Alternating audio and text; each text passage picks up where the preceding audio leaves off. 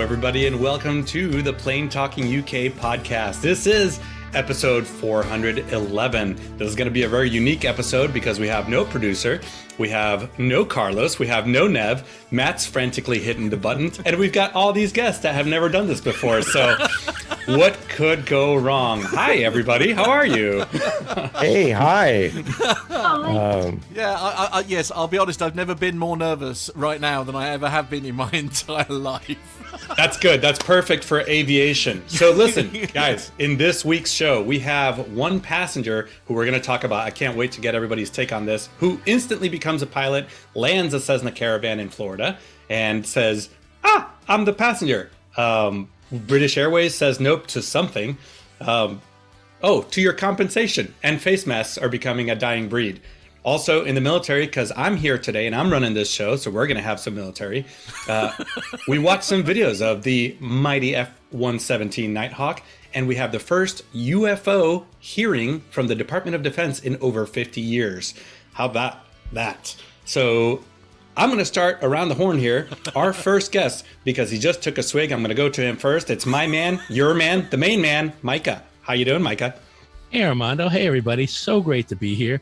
I just can't believe that PTUK standards would lower so much to have me here with guests, all the others being four amazing pilots, including yourself, Armando. But thanks for having me on anyway. Well, there is an amazing hiring spree in the airlines and aviation industry, so we have to stoop to Part 135 standards, which is why you're here, because you meet the lowest minimums. Wow. That's cold. Speaking of lowest minimums, podcast royalty. Been flying since the Wright brothers, Model B or whatever it is that they flew their second time around. It was the B model. Our godfather, Captain Jeff from APG. How are you today, sir? I'm so disappointed, Armando. Oh no! Oh, you wanted worse than that? It was in danger of being nice. Great to be here with you all, and I'm looking forward to having a good time. I love that. That's what you say now. Plus, I can't do anything too crazy because I'm going to see him in a couple of weeks here in Charlotte. So, keeping going around the horn, one of the plank holders of the Airplane Geeks podcast and contributor to several news outlets and magazines, and just an absolute legacy in this podcast industry. It's Rob Mark. How are you, Rob? Oh, that's me. Right. I'm sorry. I should have been ready for that cue. No, listen, thank you very much for inviting me. And for those people that don't know, I've been flying a long time, even longer than Captain Jeff. So when they mention my name, they go, is he still alive? So I and after I had surgery a couple of weeks ago on the back of my neck, and I am not so certain I am alive at this point. But I have all these fancy little pills that they're giving me for pain. And if I do happen to just fall over, it will. Okay, see, now I'm seeing two of me again. Okay. Well, that's the pills just kicking in. This explains a lot. Yeah, where's Dr. Steph when you really need her? No, so it's really nice to be here. I spent many of my younger years with the Air Force at an RAF station in Essex in the UK. And that was when I was a mere lad. And, so I have a pleasant feeling in my bones for folks in the UK, despite the way you guys have treated me. In fact, look here. Some of you will love this. This is... the Mini. Love it. This is Eddie. It's a model of Eddie who's downstairs in the garage. He's... love that. It's quite a cool car. I love that. Out of curiosity, we're going to extend the intro here. Was that RAF Woodbridge or Bentwaters? No, it was Wethersfield. Oh wow, so you're older. Yeah. Since we have a UFO story on the show, I was wondering if you were there when the UFO incident happened at RAF Bentwaters. It depends. What year was that? I think it was 50 something, 55, 56, something like that. I'll look it up before the military section. Jesus, Micah, he thinks I was there in the 50s. Oh my God. Anyways, the storm is brewing. Moving right on. Listen, if you're a loyal listener to this show, you've met this young lady. She is an awesome individual, always sends the best Christmas cards in the world. Absolutely. She is a middle of the night cargo driver, ATP pilot, and newly minted Pilatus PC-12 NGX pilot. Yes, I just threw that voodoo on you. It's the lovely Mila. Hello, everybody. So nice to be here. Thanks, Mila, for coming on. This is it's always nice to see your face, and most of us are just going to be like, oh, right. We're supposed to respond to her. I think she's in shock like the rest of us. I'll be. I'm in shock. I know that much. Well, speaking of shock, bring out the AED. Matt, how are you doing today? In fact, several people have said in the chat room here, like, just throw away the script. Let's just chat for 2 hours. Oh yeah. Let's do that. Yeah, yeah. I'm good, thanks, mate. How are you? Now you've been doing a lot of flying this week, isn't it? Because we've missed you for a good couple of weeks now. Bless you. Oh my gosh. Because it's like, I mean, do you know what day it is? I want to tell you it's a Friday. I don't know if that helps. It is nonstop. The only reason I know it's Friday is because of the traffic here on the Charlotte Beltway. But listen, the corporate and the charter industry is just going bananas right now because everybody is going to the regionals and to the airlines, leaving us lowly corporate guys in a bind where we're now flying like 4 days a week, which is way more than I'm wanting to be flying. But hey, it is what it is. It's a great time for the industry, and we're going to have some stories that talk about exactly that. So first of all, I want to go through the chat room. Listen, there's some great people in there. I see David Abbey. I see GB's Model Zone in there. Lee Davis, main man Micah with his blue spanner. Thank you for keeping those bots out preemptively. Dirk S, Mazuz Kareem, the APG show is in there. I've heard of them. Yeah, we've heard of them. Yeah. Rick Bell, Major Captain Rick Bell is in there. Jacob Cosmo's in there. Katie's in there, and my loyal backup, should I ever falter, Jonathan Warner is also in there. There we go. Always lined up and ready to go. Now, listen, before we go into the commercial stories, Armando, obviously we heard some very, very sad news this week about in the community. And Micah, I wondered if you wouldn't mind just introducing what we've got here. Well, we lost a legend in the aviation community, both at Oshkosh and around some of our podcasts and other places, and that was Glenn Towler. So I put together a little piece, and Matt, why don't you just play it? He was a citizen of the Commonwealth who once lived in the UK. He was a Kiwi from New Zealand, where he spent most of his life. But to many of us, although not ever an American citizen, nor even a full-time resident, he was the mayor of Oshkosh. As many of you already know, I'm describing Glenn Towler, a true aviation enthusiast and good friend to many in the aviation podcast community. You may have noticed that much of what I just said was in the past tense. If you haven't already heard, it is with a feeling of sadness that I need to tell you that Glenn flew west on Thursday, 12 May, 2022. For us here on PTUK today, that was yesterday. It's a very sad story in so many ways. While home in New Zealand, he had a horrible, painful cough a few weeks ago. A lung inflammation, he was told, and he was being treated for it. While he was getting better, he heard that his mother passed in the UK. He was too ill to travel, so they put off the funeral until he could make it. Last week, he flew from New Zealand to the UK via LAX, but when he arrived, he wasn't feeling well. He checked into a hospital and was diagnosed with a bowel obstruction and lung cancer.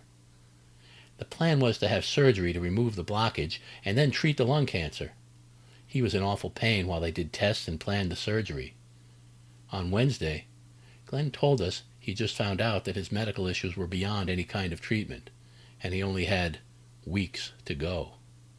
On Thursday, yesterday, he was gone. Glenn and I never met. We only communicated via Twitter and occasionally when we were in a group aviation Zoom call together. I need to be honest about this. He and I had arguments and disagreements, and in fact, had a major squabble last July. But we got through it. Glenn planned his trip to Oshkosh this year to include a side trip to Maine, We were planning on getting together for a lot of hangar talk and a beer or 2 or 3. It was going to be just a couple of months from now. Glenn is going to be missed by a lot of people. He knew everybody. Many say Oshkosh will never be the same without the mayor. But for those of you who feel that way, I want you to consider this. At Oshkosh EAA Air Venture, from now on, Glenn has the best seats in the house. And Glenn, one more thing. That beer together is still going to happen. We'll just have to wait a little while longer for it. Save me a seat at the bar and enjoy yourself while you wait. I'm sure to be along sometime. And once I'm there, I promise to get the next round. For PTUK, here in Portland, Maine, this is your main man, Uncle Micah. Thank you, Micah. Much appreciated. As I say, very, very sad story that goes with that, obviously, and our thoughts are with everyone, of course, who knew Glenn personally, as I say, and Oshkosh won't be the same without him. He very much was the the sort of the go-to person, wasn't it? Because he had been going for years, hadn't he? He's been going for 10 years. It was he went one time after winning some kind of ticket, and he decided to go, and he's been going every year ever since. And I don't think he's missed one since 2011. I think maybe he missed 1 year, but yeah, he will be missed there. He'll be missed by a lot of people. They are Hillel. Jeff, do you know what Hillel's putting together a brick for him at Oshkosh on the wall? Do you know anything about that? I believe that's in the works, and there is a fundraiser. I believe it's still open via PayPal, and I'm sure we can give the link to that to Matt, absolutely. so we can put that in the show notes. But yes, there is a plan underway to help memorialize Glenn at AirVenture. Well, and that'll be a nice place to sort of go and pay your respects as well, isn't it? You know, sort of like a good place to sort of focus, perhaps, to share memories and things like that. Well, we'll, as I say, our thoughts are, of course, with everyone who knew Glenn, and of course, he will be very, very sorely missed in the community. But life goes on, as they say. Rob, did you also have some words that you wanted? I was going to say I met Glenn that first year. He was at Oshkosh. I think that was the same year that Steve Vischer and Grant McCarran came over. Oh, wow. And I actually managed to stuff 2 of those guys in the back seat of Eddie. No, actually one in the back, one in the front. But it's amazing. I just met him at the fence. There was always a party up at the northwest corner, up at the North 40, and he had a beer in his hand. He said, "Hello," or whatever, and I said, "Hi." He said, "You don't have a beer?" Said, "No." He said, "You want one?" "Sure." And it was kind of went from there. And it's a funny thing because everybody managed to stay in touch with Glenn over the years because he was always on Facebook or Twitter or who knows what with some kind of crazy comment about this, that, or whatever. And despite the fact that he had crazy notions, no, I'm just kidding because he's not here. But it was really sad to hear this the other day that I knew he had gotten sick. And then Isaac over in Seattle called me and said, he's gone. I said, and that's the thing that really that's the real kicker. Is when friends pass and it's just it's like that. I think that Neil Lanwarn in the chat room has got the absolutely perfect comment here. He said, "Grab life while you can, people." I think if we could take any advice from what's gone on here, I think that's it. Yep. And as Jennifer in the chat room says, the fundraiser is open for another 20 days, and we'll put a link in our show notes to that fundraiser. Yeah, we'll do. Okay, we'll move on then, we may, Armando. As I say, because the last thing I know he would want is for everybody to be sort of sad about this. We're here to talk about aviation, and we've got an incredible group of people to do that with.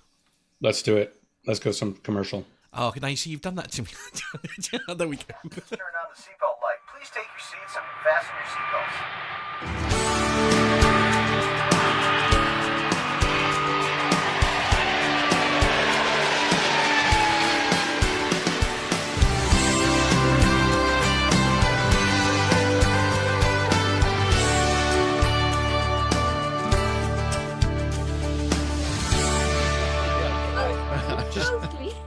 Just Like- checking. We like We were each just other. all Smile. We were just all together in the UK in February, all of us here. Oh, that's we, right. We like each other like we like cheesecake. Oh, anyways, so we're back. No, listen, guys, this is an amazing story. I'm sure you've seen it already. This made its way through all the social media, even national news media. It's been just about everywhere. Blancolirio channel did a thing on it. Vaz Aviation has the audio to this. I think Matt's going to have some pictures I've got to play out. the pictures, the video, and some audio as well. So we'll perhaps save the video and the audio for after the story. Yeah, unbelievable. This is the incredible moment that a passenger en route to see his pregnant wife lands an aircraft on a Florida runway after telling the air traffic controller, "My pilot is incoherent and I have no idea how to fly a plane."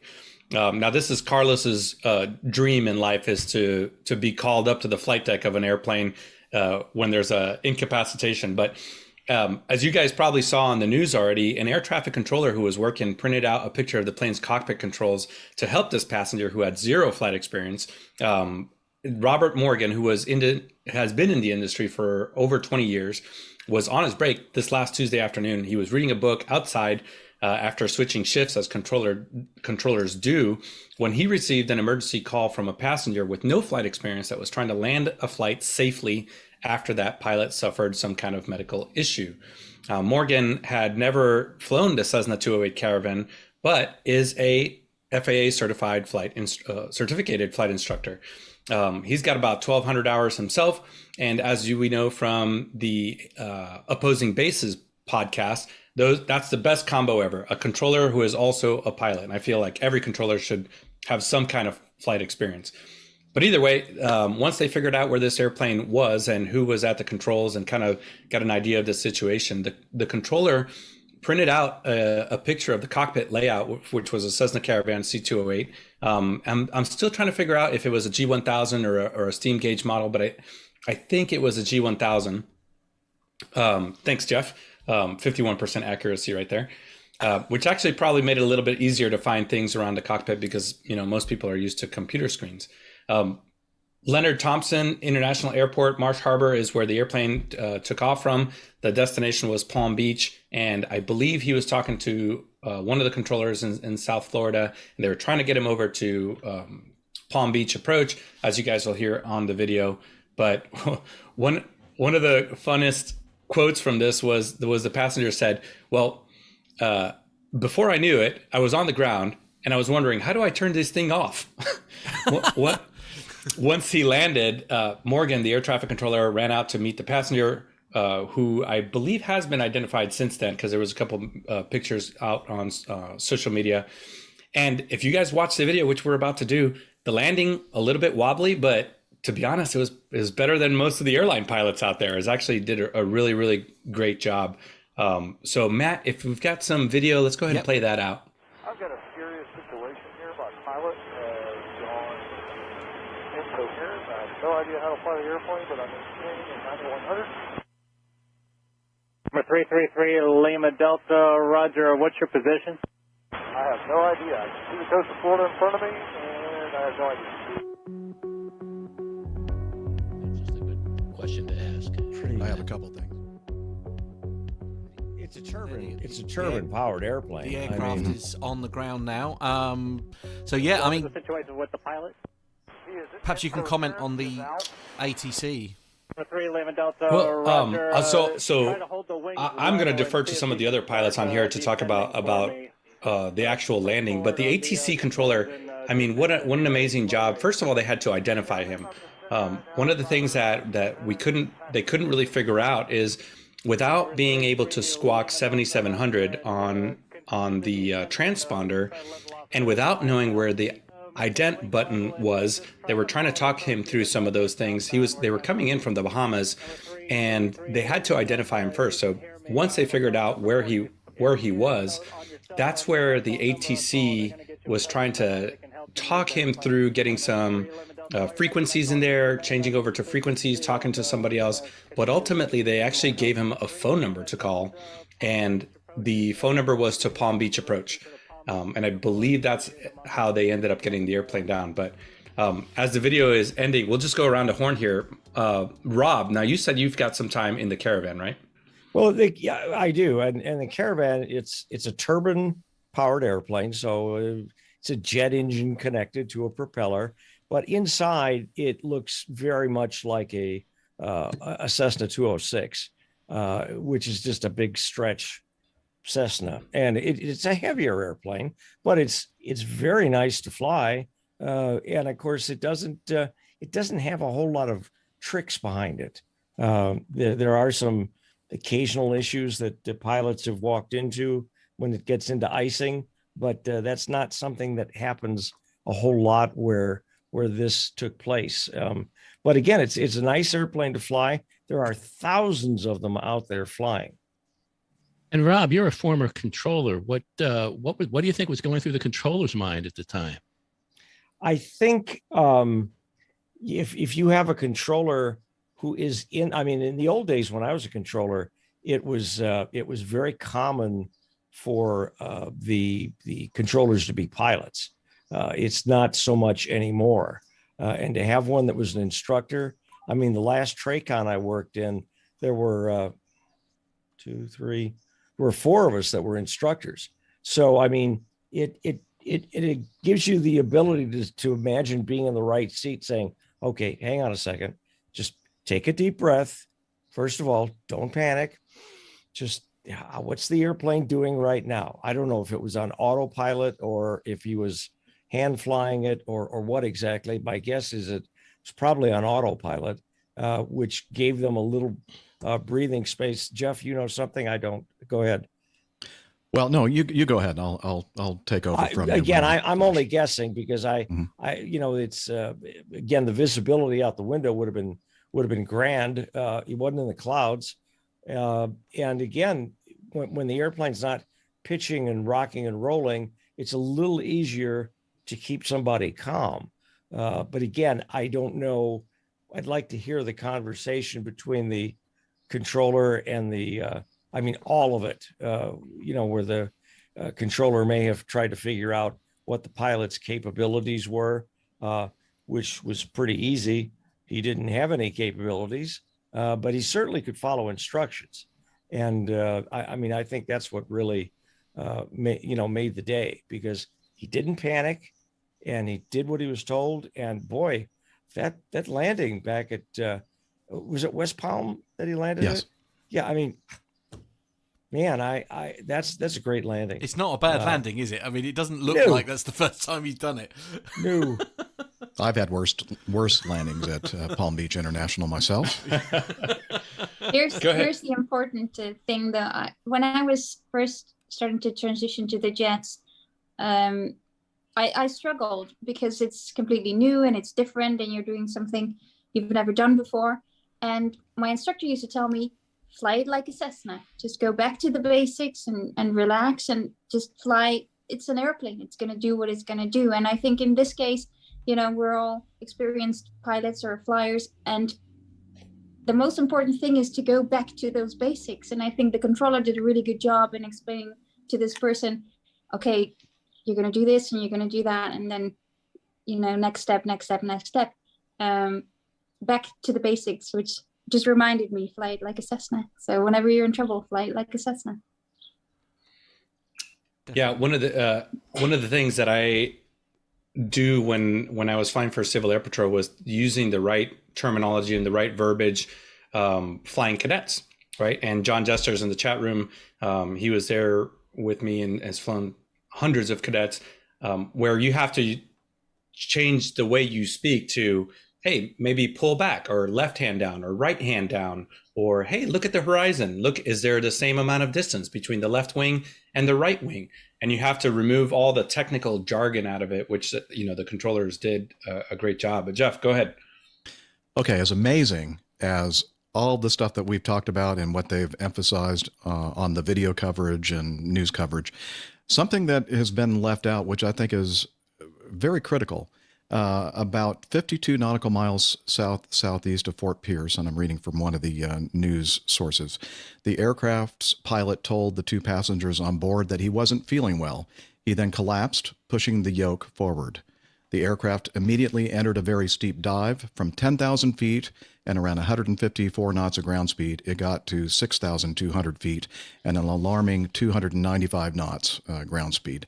So the aircraft lost nearly 4,000 feet in a half a minute. 4,000 feet in 30 seconds. Fortunately, the passenger, I don't know how, managed to pull the turboprop out of the dive without overstressing it. Gosh, that's amazing. That happened before any contact was made with air traffic control. So I mean, is it? And that's the thing that's just amazing to me, that hasn't been. And I guess maybe to the general public, that's not a thing, or a big deal. But the other thing I wanted to mention is the printout that the CFI/air traffic controller printed out. Of course, this airplane's been around for a while. There are many, many different cockpit layouts and configurations, and they had no idea at that time to know what the configuration of that cockpit was. What he printed out was the old six-pack, the old traditional classic kind of a layout. What they indeed found out after the fact is that this is a much more modernized cockpit with the G1000 and the screens and everything else. So, and again, that just kind of tells you how much of a miracle it really was that he was able to convey any useful information to this pilot. And as Mila said, back to basics, and that's what he did. I mean, do you think possibly though, it's like one of the? I mean, I wouldn't obviously have the first clip. I mean, because I've other than like having been lucky enough to sit next to Armando and while he's been flying, I mean, he's allowed me to like hold the controls and wiggle them a bit. But like, do you think it's like possibly like we've all seen enough TV programs and enough like sort of some kind of basic instinct where you've got to at least pull the lever up a bit. You've got to pull it like towards you in order to make it, and he just got lucky and it came out of the dive. But I mean, is that perhaps why he managed to sort of, because I mean, really that should have been curtains from that point onwards almost, but he was lucky enough to come up with some kind of like, I don't know, an idea to try and get himself out of that muddle, and then was able to. I mean, the other thing I'm quite impressed by is working out how to talk to people on the radio, because that's not straightforward.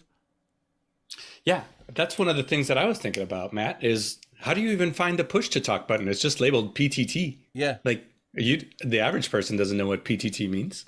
I think that he was used to probably sitting up in that front seat, that right seat in the front of that airplane, and he had been around enough and wearing the aviation headsets enough to know how to do that sort of thing. So, and sort of clock that was the button he was pressing when he was talking to towers and things like that, and just luckily happened to be on the right frequency, I guess.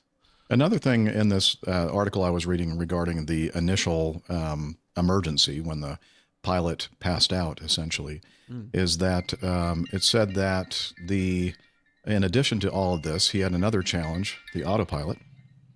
And the dive in turn meant that the aircraft had turned to a southern heading, initially around 160 degrees.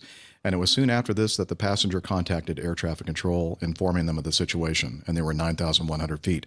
But he soon added that all my electronics want to make me roll. This suggests that the autopilot of the Cessna was still on and trying to turn the Cessna back towards Fort Pierce, fighting the passenger. So I guess he kind of figured out how to deactivate the autopilot, apparently. Yeah. So perhaps we don't have enough information here. No, I think there's more information to be learned from this. Indeed. Well, I'm thinking this gentleman is going to be probably on national news at some point telling his story, and I can't wait to hear it. I can't wait for the movie. Yes, that is a good point. Well, starring Armando Carrion. Yeah, absolutely. I think as the slumped over pilot. No, I'll be the slumped over pilot because I'm the old guy with the gray hair. You'll be the hero passenger pilot. We'll leave that to Matt. I actually have full faith in Matt that he could pull an airplane out of a dive and land it. Right. Anyway, Matt, let's go on terribly to the next misguided story, and misplaced, I think is probably the best way to do that. We'll move on to the next story then. Story 2, traveldailymedia.com is where this one comes from, and the headline is Vueling becomes the first airline to sell flights to the metaverse. I don't even know what that is. Hopefully it will become clear. Vueling, an airline owned by IAG. Now, they're the people that own BA as well, aren't they, IAG? Is that right? Correct. Excellent, thank you. they will open a new sales channel in the metaverse. Again, whatever that is. The new channel will be up and running before the end of the year, and everything purchased in the metaverse will be usable in the real world. Okay, there's some clues in that, I think, and will be the same as physical airline ticket. This is an airline first, with Vueling becoming the first carrier to announce the sale of flights via the metaverse. To enable this development, Vueling has partnered with Next Earth, the third largest platform available in the metaverse by a number of users, more than 230,000 users and 45,000 virtual owners. From Net Earth, the user will be able to visualize real-world journeys and the carbon footprint of each stage, as well as select and book the best modes of transport for each moment. Furthermore, the airline has joined an alliance with the Spanish startup Lomob, a shared mobility platform which offers transport companies and mobility service through just one integration. IOMOB, which has a presence in more than 270 cities, has been briefed to create a specific app for Vueling, usable in the Next Earth metaverse, which, in addition to flights, will offer last-mile transportation services, i.e. e-scooters, scooters, Uber, public transport, etc. Monzo, who is Vueling's distribution strategy and alliances manager, says the objective is to take advantage of technology and virtual environments such as the metaverse to offer an increasingly richer, simpler and more personalized experience to our customers when planning trips. So that's the story. Well, I'll be honest, not a great deal of it means any sense to me. I'm assuming that this multiverse is some kind of sort of virtual world, almost, essentially, where tickets... Yes, exactly. Do you remember Second Life back in 2003? Yes. Do you remember? Do you recall that virtual world? I do. That's what the metaverse is. Right. Okay. It's just a modernized version of it, I guess, a new version of it. I mean, it's a virtual reality sort of, Mark Zuckerberg has been talking about this, where it's basically a fully immersive cyberspace that people go to. So I don't know. Mila's the youngest one out of all of us. So yeah, true, absolutely. I mean, I'm going to go to Rob first, if I may. Is this something you'll be using? You thought you didn't know much about it. I mean, my daughter's home from California, kind of helping her old dad get his act back together, and I look at the things that she watches on the telly, and it's just I see weird people. I'm sorry, weird looking to me, talking about topics that I can't even imagine. I still think the cryptocurrency is a big Ponzi scheme, but I don't think you're alone there, to be fair. And so, when I hear things like this, I think, okay, that's really great. This is bound to fail. I've just got to tell you, this is bound to fail because basically Vueling is selling on a platform that's designed for people who are afraid, selling travel on a platform that's designed for people who are afraid to leave the house.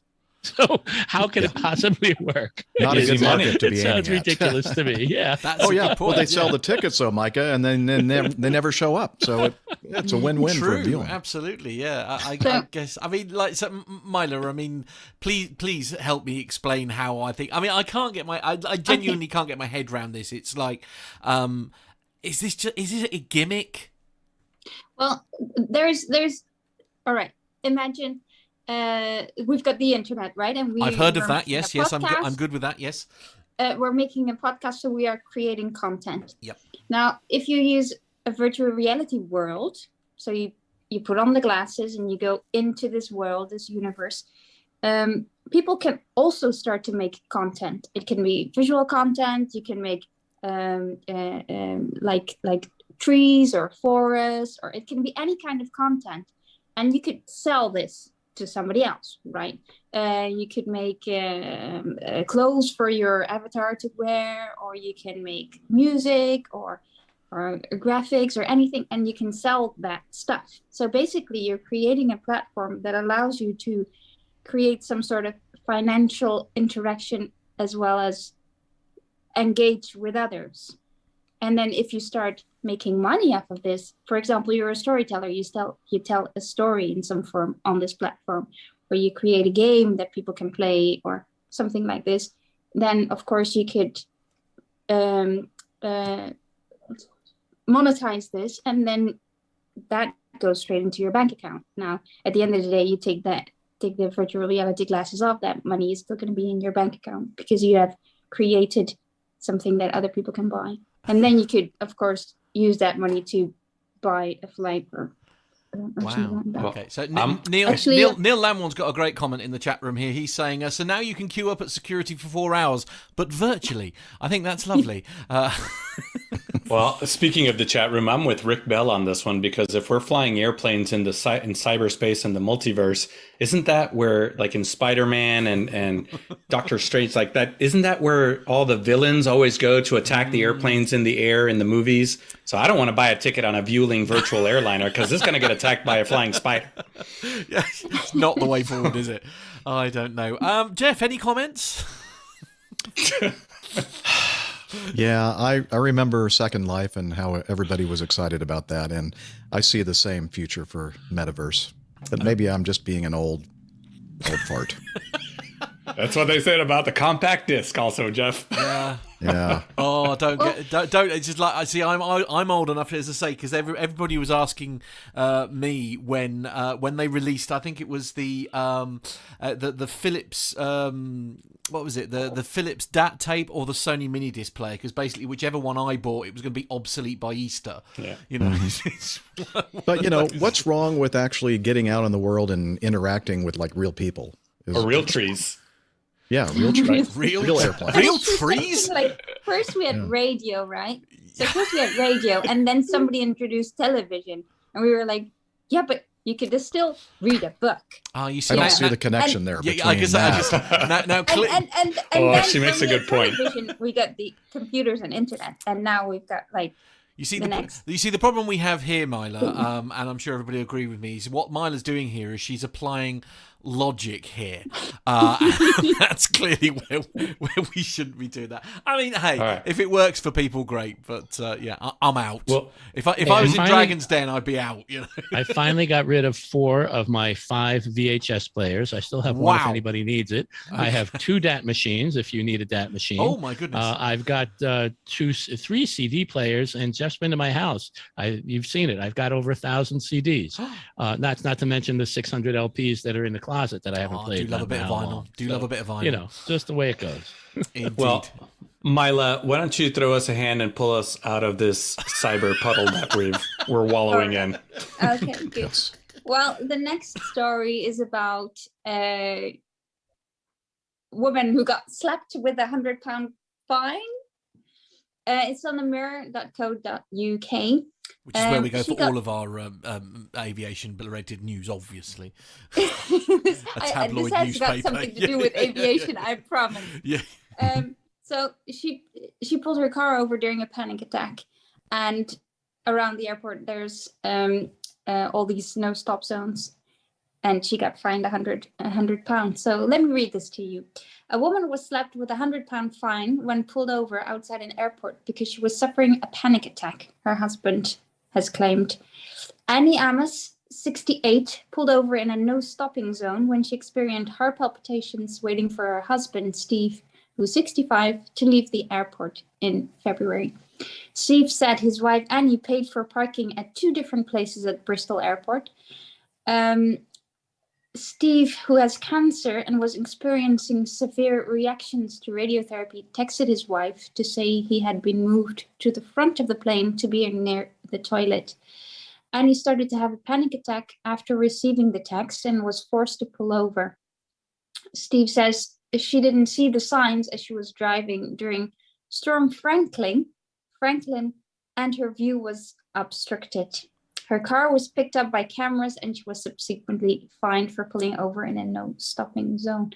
So it sounds like she had all the bad luck. And I mean, Yes, I suppose there's not really a lot more we can say about that story, really, is there? It's just, I don't know. I mean, you'd like to think that somebody somewhere in a control room will take sort of look at all the details and look at this. Yeah, exactly. There's a little bit more. So Steve claims that they didn't hear back from vehicle control services when he asked about the appeal process, and they won't take into account the extenuating circumstances. Bristol Airport said that as road safety was compromised, they are unable to assist further with Steve and Annie's appeal. So, I mean, that's a tough situation. I mean, it seems very, very harsh, but I suppose looking at it from the flip side here, I mean, this could potentially have been a very huge security risk, for example, to have a vehicle sort of just stopped where it shouldn't be. I guess that could be a consideration for why they're not willing to sort of indulge this further, I guess. I mean, the no stopping zone is there for a reason, I suppose. Matt, I don't want to change this into parking talk UK. However, Brian just got $100 fine for parking at the Radisson, and it was from a parking camera because the UK uses parking cameras. And we were parked there in the hotel lot because we were staying there with our handicap placard showing in the window. And we got fined $100 plus $35 for being in a parking place, in a handicap parking place, even though the placard was shown. We were never asked about whether we had a car or not. So they didn't register us there. And there's no way to argue with a parking camera as used in the UK. So it's just a UK parking thing. Parking cameras get you, you pay the fine. It's just an income source. Wow. I actually ended up with a 130-pound fine from Brooklands from the 400th. Yeah, I got it in the mail. What? Jeez. Yep. You guys and your cameras, man. No heart. What if I was having palpitations? 400th episode. I was nervous. Well, I mean, we've got a lot going on here in the UK. I suppose we've got to pay for it somehow, I guess. Jeez. Well, listen, Rob stepped away for a second. Micah, if you want to take us to story 5.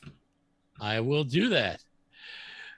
This comes from The Independent, and in a week where British Airways canceled another 120 plus flights to and from its main base in London Heathrow, my favorite airport in London, it has emerged that the airline is rejecting compensation claims for grounded flights. BA has serious resourcing issues, which are leading to daily cancellations of many domestic and European flights. I just feel it's not fair for Nev not being here to be able to defend his favorite airline.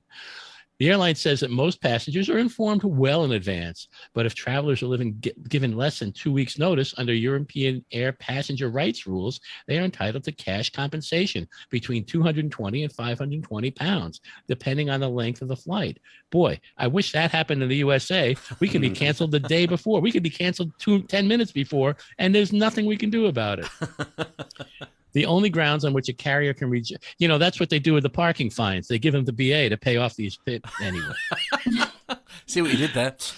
The only grounds on which a carrier can reject a claim is if it's an extraordinary circumstance. Well, Nick Goodness was due to fly from London Heathrow to Hanover on 24 April. His flight was canceled with a week's notice, and he applied for the statutory compensation.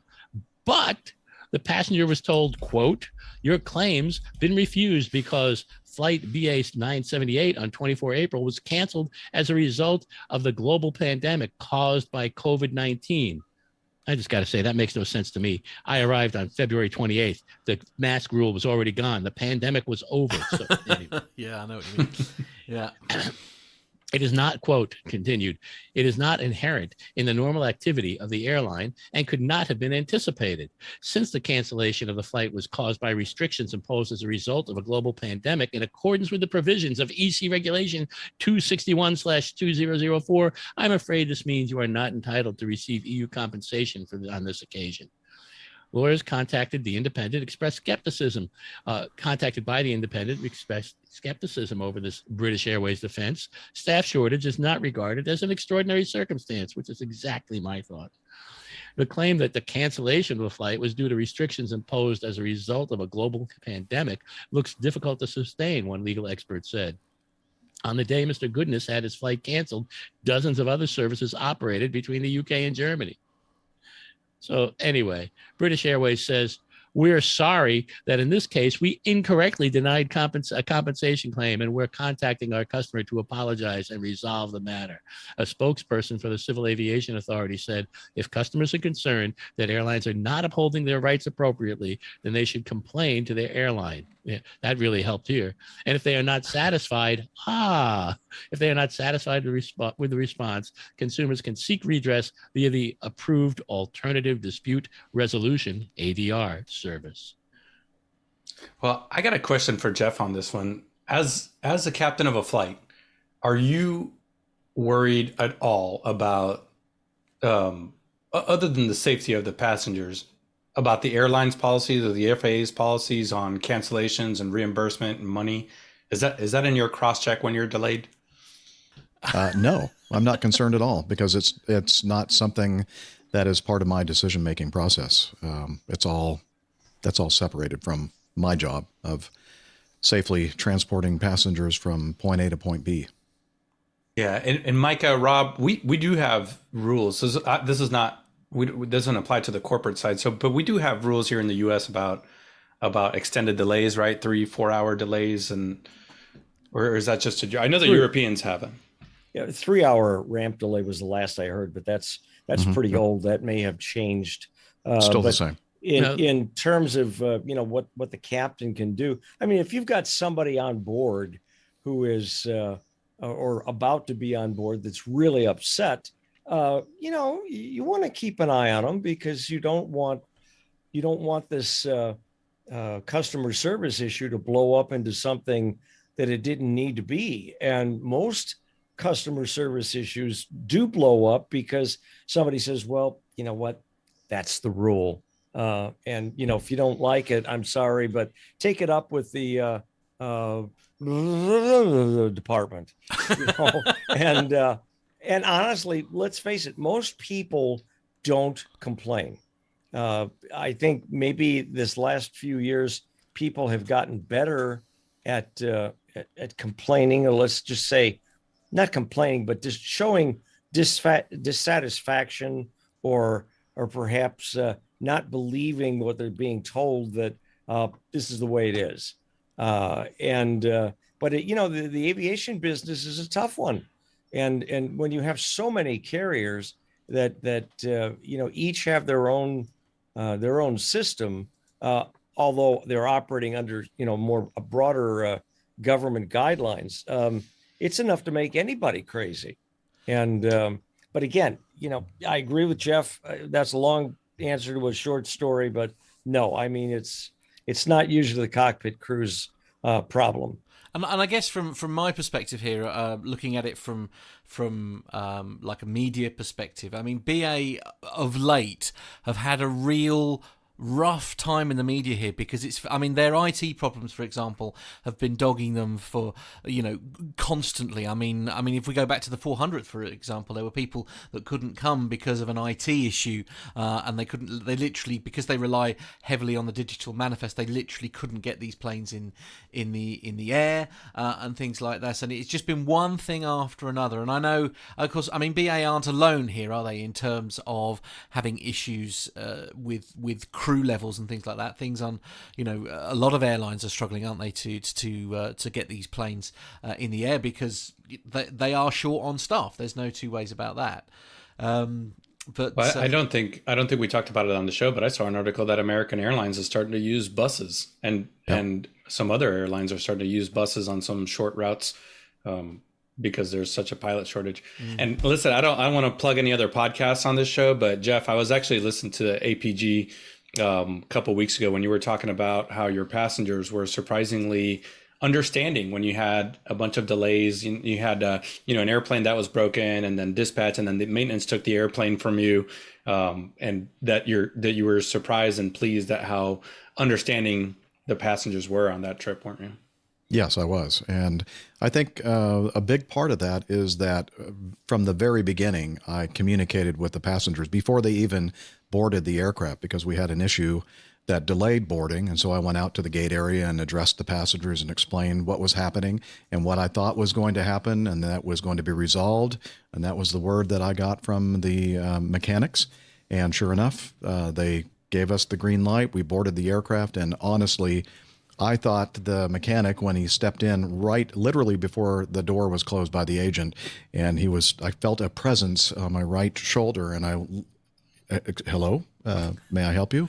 And he says, yeah, we changed our mind, Captain. We're unfortunately going to have to take the airplane offline. And I'm thinking, he's got to be kidding me. After all this, and so anyway, the point of this is that I continued to communicate with the passengers often, and told them the truth about everything. And I think that went a long way when we finally got the new airplane, and we finally got them up to, let's see, where were we going? White Plains, New York, an hour late arrival. And I really, especially New York passengers, I thought they would be kind of upset that they didn't get there on time. And they were actually all smiling and thanking us for making safety our first priority. So, yeah, I was pleasantly surprised. Yay! No, seriously. I mean, I see this all the time in other customer service areas, and people think it's astounding that you actually told them what was going on, so that they could see that it wasn't just you personally, the guy in the left seat, that's just making their life annoying, or some computer whiz down in dispatch, and honest to God, I think people will almost always work with you if you just talk to them. Say, guys, look, I am really sorry. I'm as upset about this as you are. We're doing everything we can. I don't know how often you can order. I'm sorry, there's lawnmower flying by out here, but take no notice of the lawnmower. But I think that people like to know, okay, he's just one of us.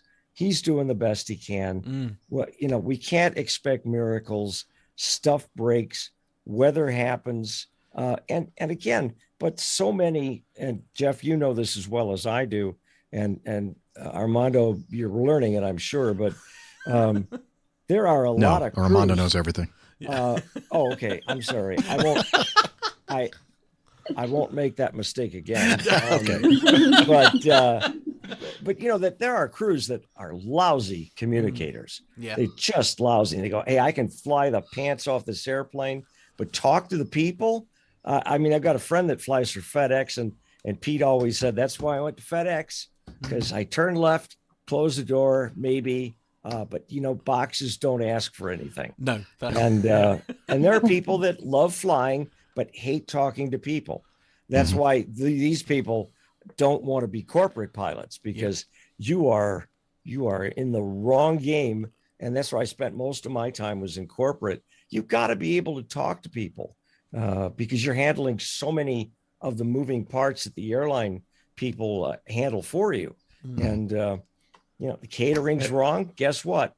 What did you order? Actually, and then there are those people that hate flying and hate talking to people, and they hang out in the metaverse. Naked drinking wine. Yeah, we've got a comment in the chat room. Just very quickly, there is a comment in the chat room here from Alex Robinson. He says, on my recent flight out of Manchester, bag drop and security took so long. I was actually relieved to have a delay due to a crewing issue, which is we're in the UK, we're having problems in terms of security as well. And there are stories after stories of people missing their flight because they haven't been able to get through security in time. So essentially, what we're saying is it's not an exclusive problem to BA, I suppose, here in the UK, or indeed around the world, I think, at the moment. No, I read a story a couple of weeks ago about this when Southwest was going through some issues, because we've had Southwest and a few other American went through it. And they said some of these scheduling systems are so old, they should have been upgraded a long time ago. But, when airlines are doing well, when companies are doing well, and things are flowing smoothly, they go, hey man, just keep bringing in the cash. And then when something breaks, you go, oh my God. Now what do we do? Yeah, absolutely. Yeah, exactly. You've essentially, in a nutshell, described BA's current IT situation. I think that's the thing. Anyway, we better move on because, as I say, we're only at story number 6 and we're already running out of time. Who'd have thought that was likely today? Jeff, you have the next story, I think. Yes, from flightglobal.com. Tibet Airlines A319 suffered massive damage in a runway excursion. Further details, including eyewitness accounts and images showing aircraft damage, have emerged following the Tibet Airlines Airbus A319 runway excursion at China's Chongqing Jingbei International Airport. I think you did this on purpose, just so you hear me try to explain. Pronunciation. Thank you. Of course it was. The aircraft's entire left side CFM International CFM 56 is shown completedly. That must be a UK it's version a UK, of the. a UKism, yeah. Is it really? Okay. I thought it was just a typo. No, it is a typo. It is a typo. Okay, good. Is shown completely ripped away from the wing, and the aircraft's landing gear has collapsed. The forward part of the left side fuselage is severely charred. Social media footage had shown the left wing on fire as passengers escaped. In addition, the A319's fuselage is cracked aft of the wing. The forward fuselage near the nose wheel is also stoved in. New term for me. One video shows dozens of passengers exiting from the main left side door as a blaze builds up under the aircraft's port wing. Slides were deployed from the left side emergency exit over the wing as well as from the left rear door. One image shows that the left side overwing emergency exit was opened, but apparently left in place. The left side main door is also open, but it appears as if the slide was not deployed. The A319 was due to operate flight 9833 to Ningxi on the morning of 12 May when it aborted its takeoff and veered off the runway before bursting into flames. Tibet Airlines says all 113 passengers and 9 crew were evacuated safely, with close to 40 suffering minor injuries and needing medical attention. Investigations led by the Civil Aviation Administration of China are ongoing. Early images of the accident show the aircraft's rear right-hand door opened with the slide deployed, but the forward right-hand door and overwing emergency exit appeared closed. I don't know if you're, I haven't been paying attention if you've been showing any images at all, Matt, but the airplane, they did a nice thing. They sheared off all the landing gear and engine so that the airplane is just basically resting on the bottom of its fuselage and the wing. So it wasn't a big jump. Really didn't even need slides, honestly. No, that's true. To exit from the aircraft. And it ended up veering to the left of the runway, passing over a couple of parallel taxiways and a crossing runway before it came to stop. So it was probably quite a wild ride for the passengers. Indeed, and scary times, of course. I suppose that is genuinely. I mean, people quite often sort of say, what is it that makes you nervous about flying and things like that. Ironically, that is one of the things that does pop into your mind as a nervous flyer. And sometimes I almost wish social media didn't exist because you could sort of live in bliss, if you like, that these things don't actually happen. Right. Well, from a piloting standpoint, Rob, I'd love to get your take on this, but I had 10 hours in the A320 sim down at Acme Airlines actually, and a rejected takeoff for an engine failure is actually pretty violent if you're not expecting it. I mean, you go into the sim and you're expecting it, and it's going to come at some point, and you may even know which sim session it's going to be at. But if you've just flown for, years and years without ever having an issue, and that rejected takeoff happens because of an engine failure, it's going to catch you by surprise, which could have been, right, speculating, the case in this situation. Rob, have you got experience with aircraft like this? Not actually rejecting the takeoff, other than in initial or recurrent training. But again, and that's the problem with training, is that no matter how well it's structured, you can almost never eliminate that wow factor, that holy moly. I mean, and that's what happens in real life. You know, can we handle V1 cut? Okay, you know, full power. You know, okay, gears at positive rate. Okay, gear up. We're gonna, you know, pitch is going to be so and so. But then on top of it, see, you briefed for all this. If we lose one, you know, after V1, we're going to do blah blah blah blah blah, and the person in the other seat knows exactly what the next steps are going to be. But again, when you have a rejected takeoff, those are incredibly violent maneuvers, especially if the pilot has passed the. Oh my gosh, I'm sorry. This is really noisy back here. And I'm flying along the interstate for lawnmowers here. But again, if the cat, you know, if either pilot who's flying is not ready for it, holy smokes. I mean, there's the decision time of holy smokes, something is happening. Oh my God, we've got to stop. You know, you got to haul back on the throttles. You've got to, you know, hopefully if you had automatic braking, it's already kicking in. But again, and then you've got to keep the airplane straight. There's many things to think about. As they say in some of the training I've been through, you better pay attention, because just because you've only been trained to this level of let's say emergency or difficulty doesn't mean that nature is required to throw you a problem that only matches the level of your training. You may be thrown a problem that would be tough for two people to cope with, but that's the job, and you do the best you can. Beyond the scope of your training, that's when it's dangerous, and you're put to your test to use all your skills. And an eyewitness account reported by the local media from a passenger surnamed Zhao suggests that there were 2 explosions that occurred right before the runway excursion. So, yeah, talked about startle factor there. I'm sure that it was. I mean, of course, hopefully what it will have done, though, is made sure that everybody got off the aircraft as efficiently as they could. And, of course, they will have absolutely left their little suitcases behind and just... Oh, I'm sure. Yeah, absolutely. I'm sure it was a very dignified departure. I was purposely skipping Jeff on this article because between the 727, the Mad Dog, and the 717, the only way he knows that an engine is out is when the flight attendant comes up and says, "Hey, it's getting a little warm out here. Can you turn the air conditioning up?" That's true. Like, wow. It's all center They're line, so far back. Right. Jeff, wait. That's not fair.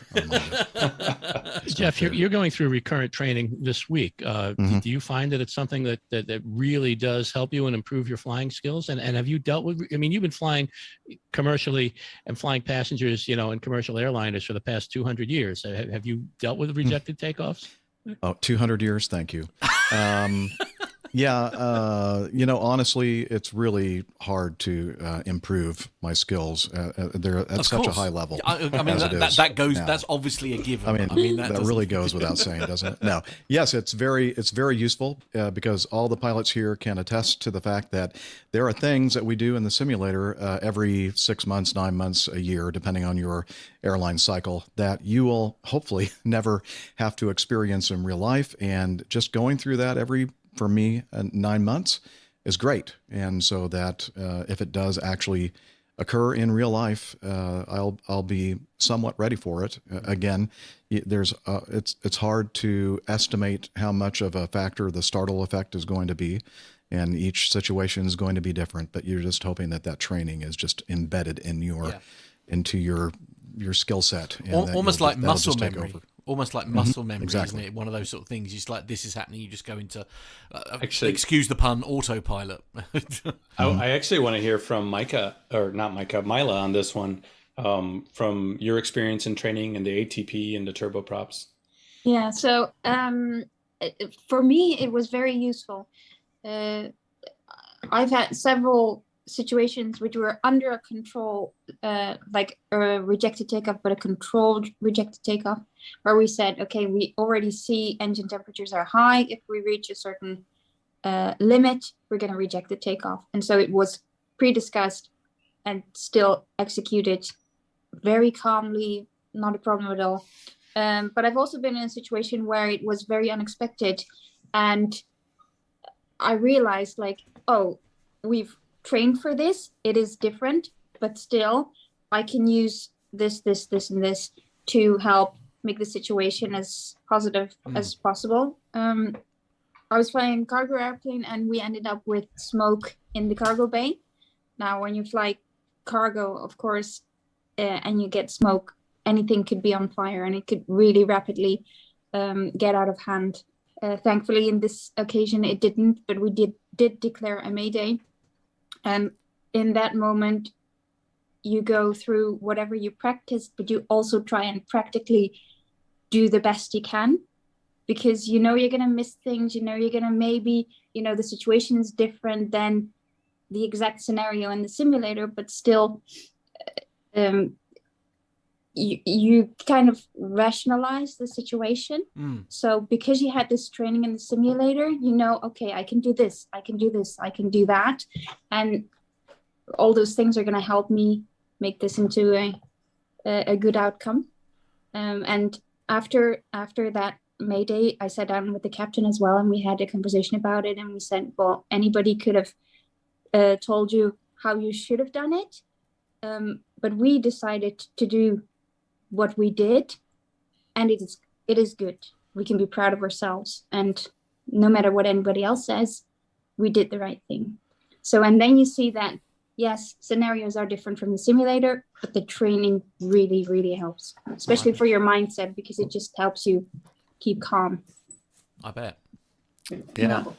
And you know what? This relates right to our next story, talking about training and simulators and habit patterns and assertiveness. This next story is from avweb.com, and I did want to make sure that we give everyone a little bit of time to comment on this one. Republic Airlines is seeking an exemption from the 1,500-hour rule here in the United States. The airline just said that it wants to open the flight deck door to more underrepresented demographics, and that it wants the FAA to meet it halfway in terms of pilot experience. The airline also says that it can safely put a new pilot in the right seat of its airliners under the supervision of a trained and experienced captain at 750 hours instead of the currently mandated 1,500 hours.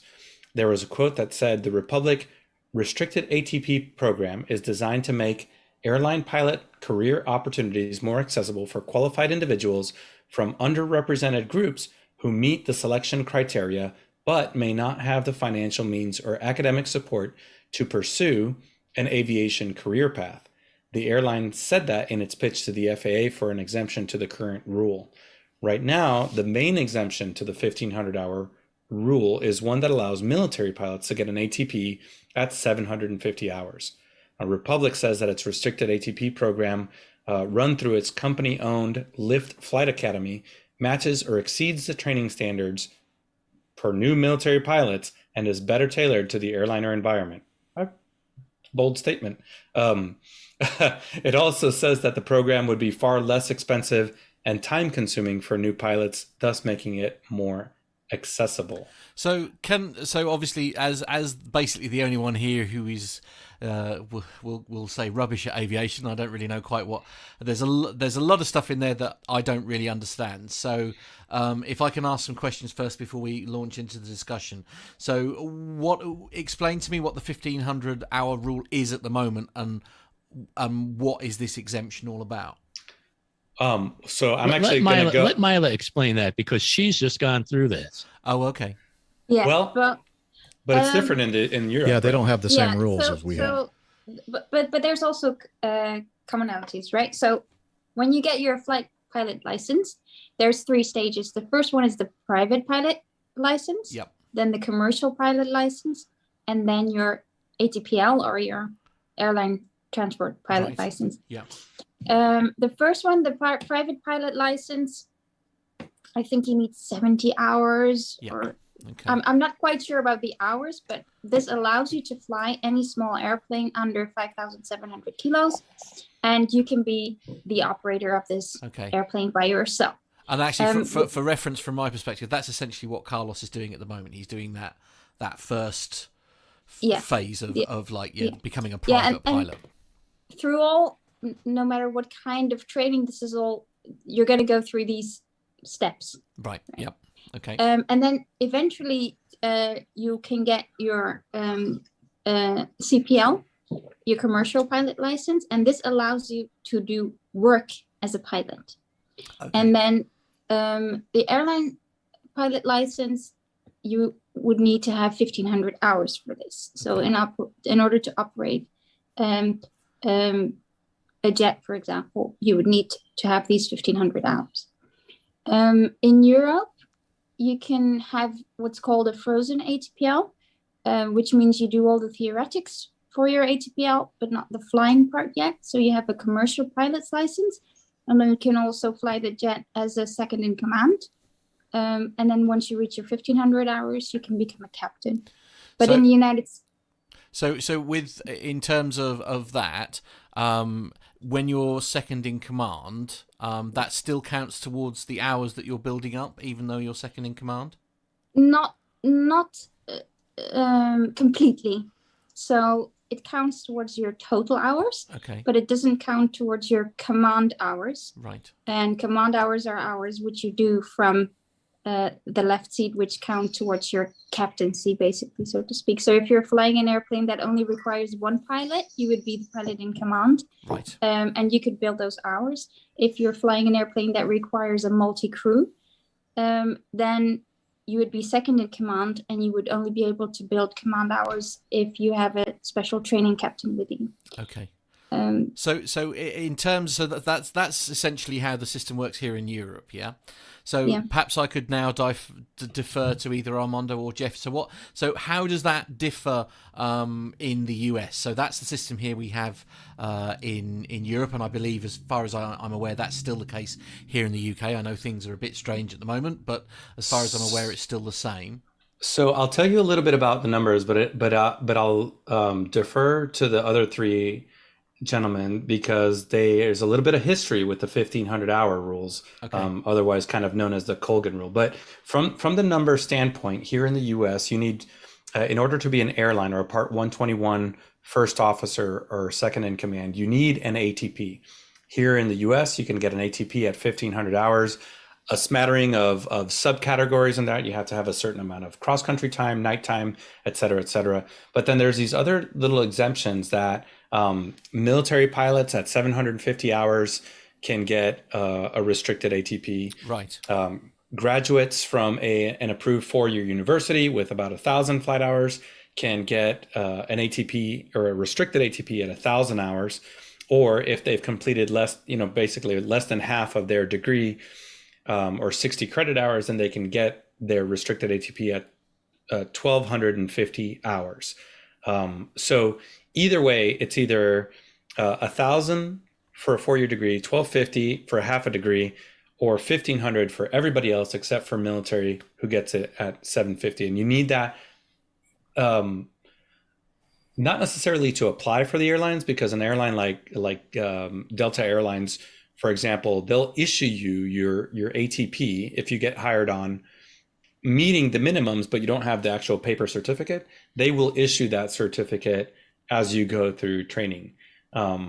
So now a little bit of history on the 1,500-hour rules. I'll go to Micah and Rob. Colgan Airlines, you may remember, when was that? Back in the 1990s, I believe. There was a terrible crash of a Q400 in Buffalo, New York. There was a flight from Newark, and I think maybe Armando will look that up and gives us a flight number. But it turned out that both pilots were exhausted. They had just commuted for a long distance. They hadn't had any sleep for a long time. They got into a bad situation, and the plane went into a dive, and they didn't react in time. The Congress, 2009. It 2009. It was Colgan Air 3407, and it's interesting. I'll let you go on, Micah. But the families of Colgan Air 3407 victims are actually opposing this proposition by Republic Airlines. Go on. There was a big stink about it, as you can imagine. It was a terrible crash. And in my opinion, Congress acted because they needed to act from a political standpoint and had a knee-jerk reaction saying, we are going to establish this 1,500-hour rule that nobody can fly under 1,500 hours. And there are some very good pilots that might be under 1,500 hours, and it didn't deal with the circumstances involving really the rest that was required quite as much as it needed to be. The one thing I do want to point out about this story in general is that it's really a very, they put a political spin on it by putting on, explaining that this will allow for more underrepresented demographics as pilots, which may or may not be true. But really, the reason for this whole exemption is that there's a pilot shortage, and all they want to do is fill that shortage. And by lessening the number of hours, they can get more pilots. And that's my biggest concern with it. I suspect that there are some excellent pilots, and there have been for years, with only 750 hours. And I'm sure that it's a question of finding them and plugging them in. But this knee-jerk reaction by Congress to just create 1,500 hours, again, didn't solve the problem that took place based on the Colgan. And of course, the survivors or the families of that crash are going to oppose this because they think the problem was solved by this, but problem still exists. Jeff, you have something to say, obviously. I do. Thank you. I was going to let Rob go, but if you'll allow me. The three things that were major factors in this Colgan crash, experience levels, and that was addressed by this 1,500-hour rule, or it was somewhat addressed. But I think the two most important things that happened in this were lack of good judgment and piloting skills. And testing and keeping track of failed check rides and that sort of thing, which was not good back in 2009. And hopefully they've kind of plugged some of those holes by now.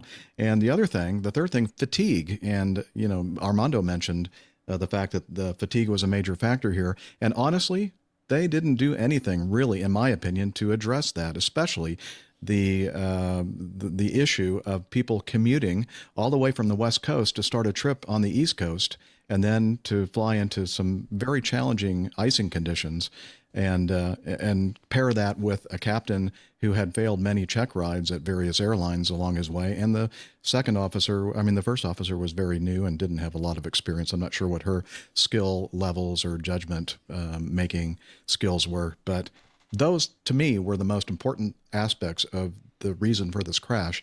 And what we got out of it basically was the 1,500-hour rule, which is quantity, not quality.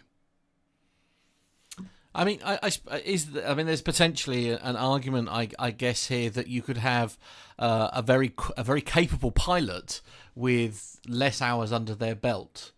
Yes, and I'd also like to add to that. I'm sorry to interrupt you, Matt. Yeah, you're right. You may have seen me kind of flying my red BS flag on this little what do you call a news press release. Republic says its restricted ATP program run through its company-owned Lyft Flight Academy matches or exceeds the training standards for new military pilots and is better tailored to the airliner environment. I would say, no, it doesn't match or exceed the training standards in the military. I know this because I received that training, and it's amazing. The other thing is, I know personally someone who was actually an instructor, a student at first and an instructor at this program that Republic runs. And I was just flabbergasted when I asked him, do they really emphasize manual flying skills? And he said, nope, just a couple hundred feet after takeoff above the ground, we're putting the autopilot on and leaving it on for the entire flight. And I'm saying, have they explained why they're doing this? I mean, the NTSB has identified this as a major, like the number one issue with airline crashes over the last couple of decades, loss of aircraft control and the need for manual flying skills. And he said, well, the company says that this is the way they do it in the airlines. So this is the way we're going to train you. Right. Yeah, thinking, that line about the equivalency to the Air Force is what you call EE. That's equestrian excrement.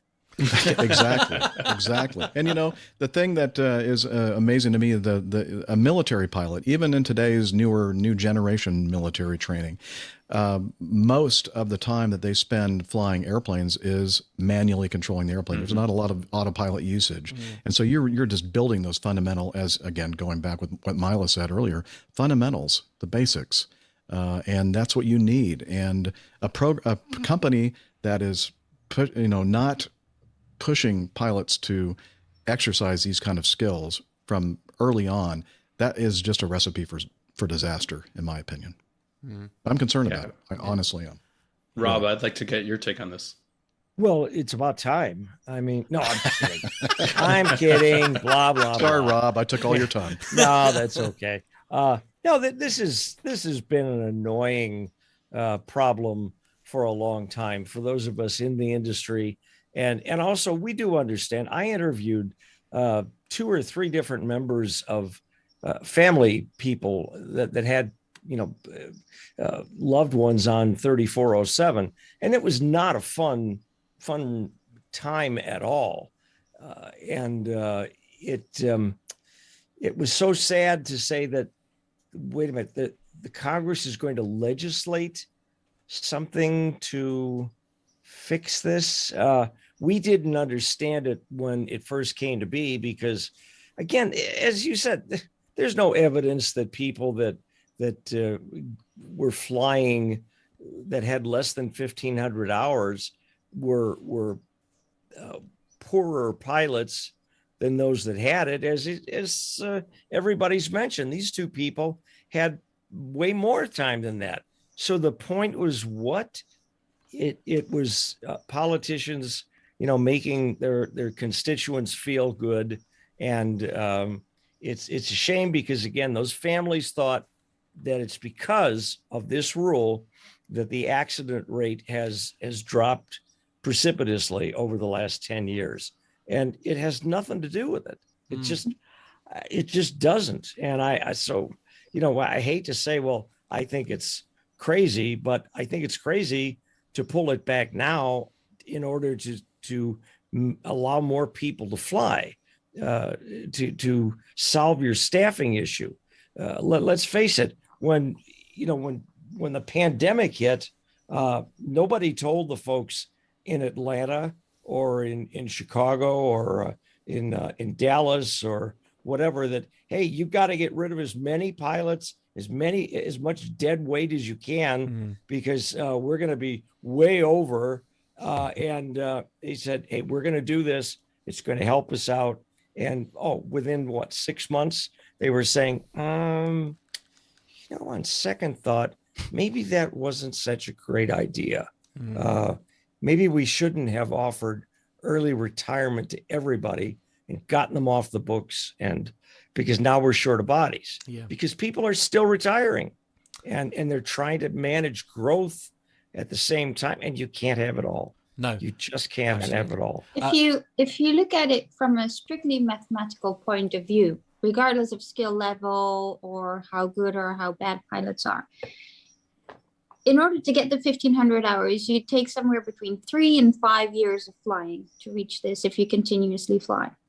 And the training for an ATPL course takes about 2 or 3 years. So basically, if you reduce the hours on somebody needing to fly 1,500 hours, basically what you're trying to cover is reducing a 5-year gap to a 3-year gap. And if you could do that, but the gain in the end would only be 2 years of training new pilots. And then you're going to end up with the same situation and the same problem. So for a very, very short moment of time, you're allowing more pilots, which is not really the case, because you're just moving pilots from one spot in the queue a little bit forward. But after that, everybody who comes after that is still going to run into the same problem. So we're not solving the problem we have right now. We're just shifting a group of people forward. But then after that, we're going to run into the exact same problem, which is the shortage. And I think it's far more important to address that than to try and cover one gap with another gap. I mean, I guess playing devil's advocate here with this thought is it possibly that they're thinking that in 2 years' time, if you like, when this temporary benefit almost comes to an end, will we be in a different situation? Therefore, there'll be more pilots online possibly, and maybe some of those who are in retirement have decided to come out. But then I suppose you've got the other issue, because they'll still need refreshing and things like that. I mean, perhaps they're banking on the fact that in 2 years' time, the world will be a slightly different place. You know, Mila, I'm going to ask you a tough self-reflecting question, because you're recently, in the past couple of years, only hit your 1,500 hours. So think about yourself when you were at 750. Did you feel that you would have been capable at that point yourself? And how would you have felt about this changing at that time? Not because you wanted it, but because of how you would feel about your training and capabilities. Well, the thing is, I started my hour building on an ATP position in Europe. So that's already different, right? Because in Europe, you can start in an airline with only 250 hours. And a lot of people do that. So I don't think it's a skill question or a can you do it question. If you have the right person in the left seat and you as an inexperienced person are in the right seat, then anybody can do it. So that's absolutely true. I mean, because if you look to one topic we didn't talk about that evolved from not just the Colgan Air accident, but all these safety focused discussions around that time was upset prevention and recovery training, which nobody ever did prior to, again, maybe 10, 12 years ago. It's now required here in the States, where people flying for 121 operators must have, and I don't know how you'd know this better than I, Jeff, but how often you need to go through that. Is that a recurrent training issue? They've incorporated that into our recurrent training, and it's not every cycle, but maybe every other cycle. And I'll say in the Part 121, Part 135 world, the civilian world, that I completely agree with you. But again, the military training, upset recovery is something we learn right off the bat, because, obviously we're doing a different type of flying. Where you're more likely to be in a situation where you're going to be considered an upset. But yeah, I agree. And it's funny, Mila, you mentioned, and I think you've nailed it, the fact that we're just kind of delaying the problem for maybe a couple of years. But just today or yesterday, I believe one of the unions, Southwest Airlines, was putting out their governmental affairs committee put out a communication saying that they think that Congress is really close to changing the rule to allow the maximum retirement age to go to 67 or 68. And a lot of people are saying, okay, so that's just a temporary Band-Aid on the situation, a temporary fix. All you're doing is extending the root of you're just kind of applying something that's going to help for the short term, but it's not going to be a long-term fix. You're ignoring the issues regarding, how we continue to have this nice, supply of pilots in the chain. But they did it once before, and it had a positive. Right. So no, it depends on who you talk to, Rob, and you know this. It didn't really have a great effect for people like me because, it basically stagnated the entire career process for people of my age and younger, and it's all it's doing is stalling everybody else's progress through the ranks of the airlines because of this. So that's true, because retirement used to be 60. Yep. When I was hired in 1988, the age of retirement was 60. I think it was 2007 they changed the rule to 65. And yeah. Well, and I'll let Matt. I can say sorry. Go on. Sorry, I'll let Matt work the timing here, but I just have one more, comment is prior to Colgan, you could get hired at an airline with a commercial into SIC with a commercial and 250, correct? I think so. I got hired with a lot more than that. I had a little over 2,000 hours, and it was all military. But I did not have an airline transport pilot license. I had an ATP written examination, but I had a commercial, basically an equivalency commercial license, and based entirely on all my military experience. But I did not get an airline transport pilot certificate until I checked out as a captain at Acme Airlines. Wow. When I got the 727. Wow. Okay. There's a couple of comments in the chat room that I will just take, if that's okay with everyone. So Alex Robinson Myler is agreeing with your comment, saying that you need to teach these airlines some calculus. As Myler is saying, it's all about the rate of training, and that is, as you say, it's as I think Jeff was saying, it's like literally a band-aid on the problem, isn't it? In 2 years' time, we're going to be in this same situation again. And on the WhatsApp number, Mark has been in touch. It's saying that they did this in the trucking industry here in the UK to try and cut down on the test and training criteria, and he's absolutely right. It has resulted in all sorts of problems because they did that quite early on in here in the UK because everybody was having everything delivered online, weren't they, because they weren't allowed to go out of the house and all that kind of thing, and suddenly there weren't enough truck drivers to do the work, so they tried to apply a similar system here where you didn't need to do quite so much training to get behind the wheel of these massive 18, 22 ton trucks or whatever they were, and it's definitely caused some problems here in the UK. So perhaps the trucking industry could be an example for the aviation industry with this one. But those are some great comments in the chat room tonight, all round actually, to be fair, guys. You're absolutely on form tonight. So thanks for chipping in. Yeah. This is a topic that I think is going to evolve over the next couple of weeks and months. Let's see if Republic does get the exemption, because I have a feeling that we're going to be back revisiting this topic. But hey, Matt, let's do one more commercial story, and then we'll move on to the caption this. Okay, that'll be me, will it? Oh, right, yes, okay. Right. I have my own personal views on this, which I'm not going to share actually. But anyway, news.sky.com is the source that we're coming from, and the headline is mandatory wearing of face masks in airports and on European flights no longer recommended. The wearing of face masks in airports and on European flights is no longer recommended. The European Centre for Disease Prevention and Control has said. The move, announced by the European Union Aviation Safety Agency, the EASA or EASA, I believe that's how is that correct?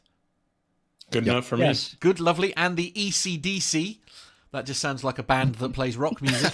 I love ACDC. Is due to come into force on the 16th of May. EASA said it hoped that the decision would mark a big step forward in the normalisation of air travel. Both authorities have advised travellers that despite the rule being lifted, face masks remain one of the best protections against COVID-19.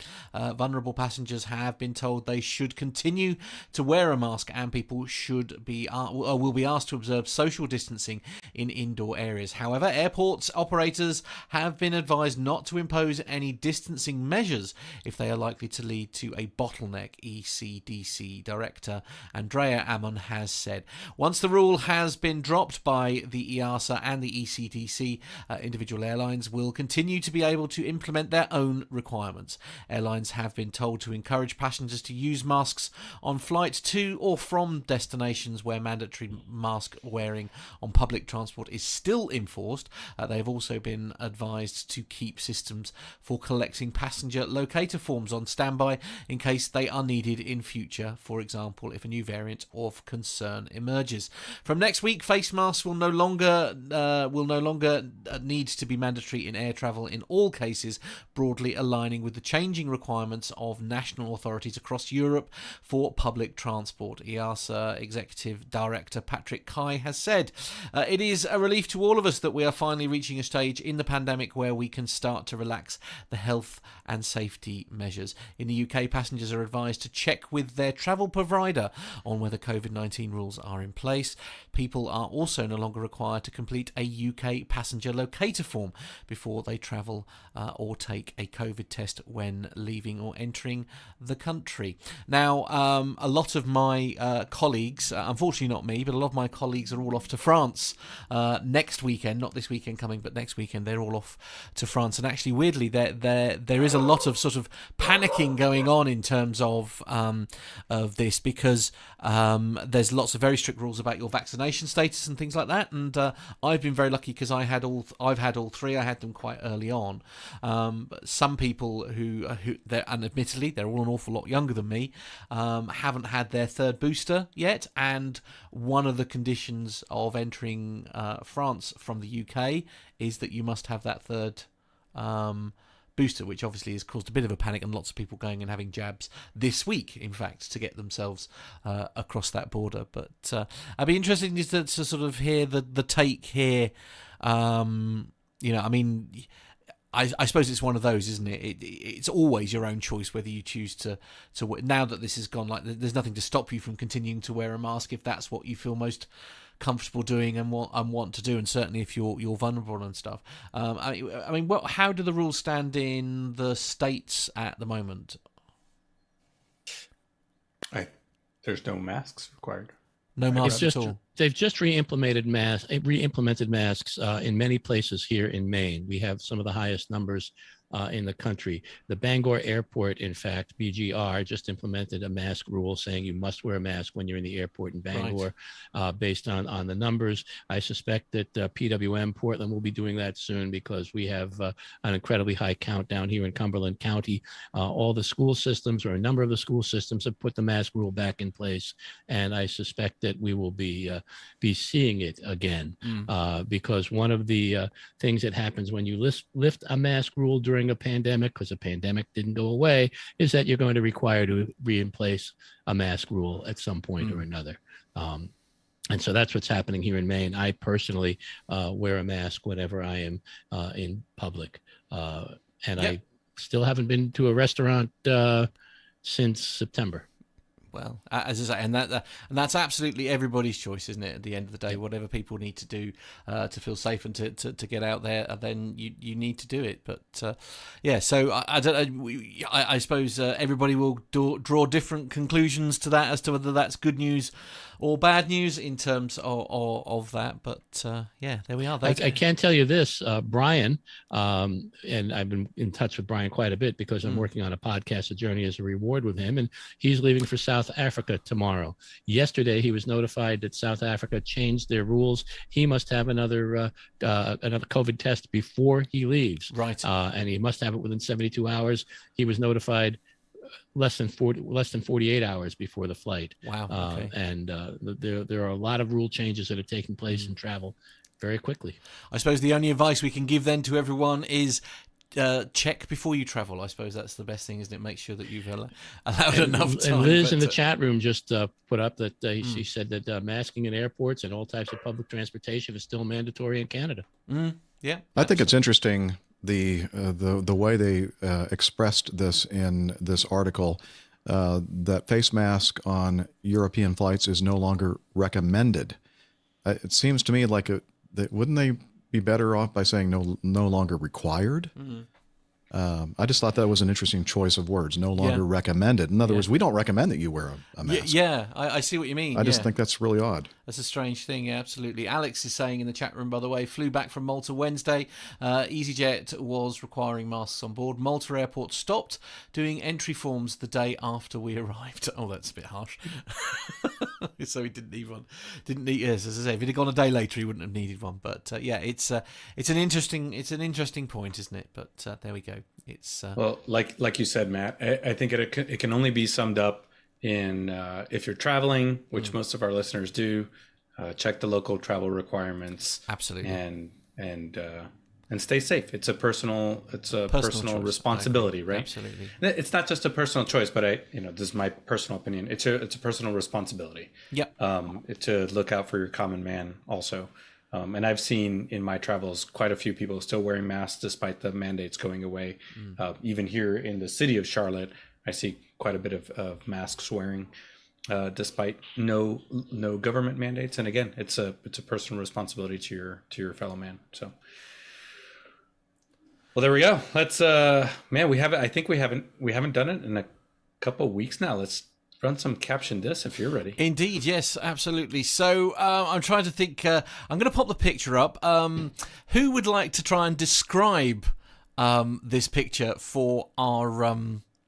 Well, I say we let Jeff do it. Right. Okay. Here we go. All right. Fair enough. So this is the picture that I need you to describe, please, for our audio listeners. Well, I don't see anything about this that looks odd at all. Right. It looks pretty normal to me. Okay, fair enough. Perfectly. So normal. I take a little offense the fact that somebody put the livery APG Airlines. I don't see it now. Where is it up there in that little square there? APG Airlines. It appears to be a 747. It looks like the number 2 engine is perhaps fitted to the aircraft improperly. It's facing the opposite direction of the intended direction of flight. It's on the wing pylon, engine pylon backwards. Sounds perfectly normal, isn't it? Alex Robinson is saying in the chat room, APG pioneering new 747 stall kit. There you go. Okay. Well, I mean, it does help you slow down pretty quickly. Well, that's true. I was going to say, extra... is this the thrust reverse? Yeah, well, absolutely. Yeah. It's actually literally thrust reverse. Literally thrust reverse. Well, with that in mind, then I suppose hopefully everybody's got the notes there. And Armando, I'll leave you in charge to decide who's doing what. Well, yeah, we did post this on Facebook, so follow us on Facebook to see the caption this. The first comment came from John Luke, who said, Miami Rick demonstrates the 747 latest thrust reverse system for short field landings. How about Captain Jeff? You got the next one? Oh, I don't. The show notes? Mila's got the show notes. Yes, I've go got ahead. He's a the great notes. student. Okay, So, I got him. Daryl Riddett said, that's the last time my first officer does the walk around. Ooh, that hurts right here. Micah.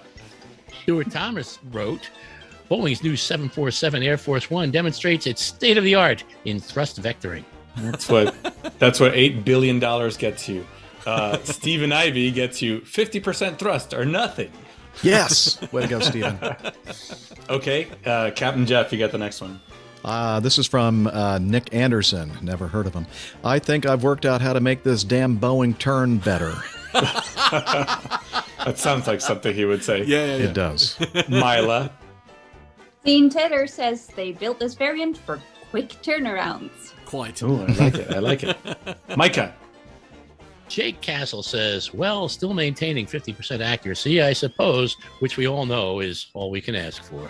Hey. Matt, sorry to leave you out. Matt, No, you're right. one. I haven't got them in front of me, so too many things to do. Stuart Thomas said doors to manual would go to any lengths for an RB211. Shameless plug. We just had him on the show. Indeed. Yeah. And Armando, you should definitely take the next one. Yes, this is me channeling my inner Captain Nick Anderson again.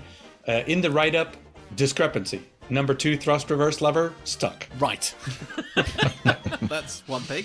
Yeah. Mila. Michael Clark says quality control on Boeing's assembly lines continues to improve. I like it. Rob Mark, do you have the show notes up? It's pop quiz. Oh, he's got the little red microphone. Okay. Well, Glenn Brooks said, who left The Apprentice unsupervised again? Guys, I'm just like Micah. I'm sorry I've had to dance on and off because I had doctor issues that were happening as we spoke. Oh, dear. And so what am I supposed to do? I'm supposed to read? Read what Ben Jones said. Okay, let's see what Ben Jones had to say about leading team. No, don't read it to yourself. Read it out loud to everybody. I don't know what I'm Okay. supposed to be reading because all I see is Ben's Facebook page. Okay. Oh, okay. That was unexpected. Right, so anyway, leading edge demister is what Ben Jones's comment was on the Facebook page. All right. Alan White says, the lack of qualified maintenance personnel in the aviation industry is clearly evident. Captain Jeff. Tom Hathaway comes in with Boeing announces game-changing STOL, or STOL, short takeoff and landing 747. I'm glad somebody explained that. Thank you. I was Miss politely Mila. laughing. I had no idea. Mike Castle wrote, okay, who let the lackeys hang the inboard? What are leckies? What are leckies? Electricians. Lackeys. Yeah, it's lackey. It's an English thing. Oh, lackey. No. Yeah. Lackeys. Electricians. Leckies, Oh. electricians. Yeah. Is Okay. that the voice of Mark in the background? Yes, I it love is. Yeah. I was saying, who's that? What's going on here? All right. And that's Micah. just Sorry, go ahead. Dan Steeman says 50% accuracy has extended to APG maintenance division. Oh, no need for that. Let's see. Stuart Thomas says, the police released information about a suspicious male matching Carlos's description, seeing undoing the bolts on a 747 engine. Police also say the same male was also seen last week straddling a TriStar window. Straddling. Yeah, no, you were right. Yeah, absolutely. Police have asked if you see this man to dial 999. Yes. I think his absence this evening is inconspicuous, shall we say, or right. conspicuous. Sorry, that's probably better. Yes. Yeah, absolutely. And finally, All right. who's going to take Dirk's comment? Capitan Jeff. Okay, Dirk Simek says, presenting the latest Boeing MCAS-2 thrust reverser system. Too soon. Yeah, it is too soon. Indeed. Alex Robinson saying in the chat room, by the way, he's saying that thrust level stuck is a possible issue with that one there. We've also got he's also got another one saying that the mechanics misunderstood balanced field performance. And I like what Neil Lawrence had to say. He said the brief said balance the thrust. Objective achieved. Well, James Brown in the chat room said, add toga power to engines 2 and 4 and take her for a spin. Literally. Indeed. Richard Adams also says in the chat room, you can always go around in endless circles. I There we love go. it. All right, guys, we got 10 minutes to do some military. Have we? We're wasting this opportunity. Wow. We have Rob Marks on the show, and we're not going to get Yeah. to do all the military stories. But Matt, if you're ready, we're before you hit the button, we're actually just going to jump right into story 3, if that's all right with you. So hit the button. Lost up bogeys 13550, Angel 16, heading 340. Okay. 108 bogeys.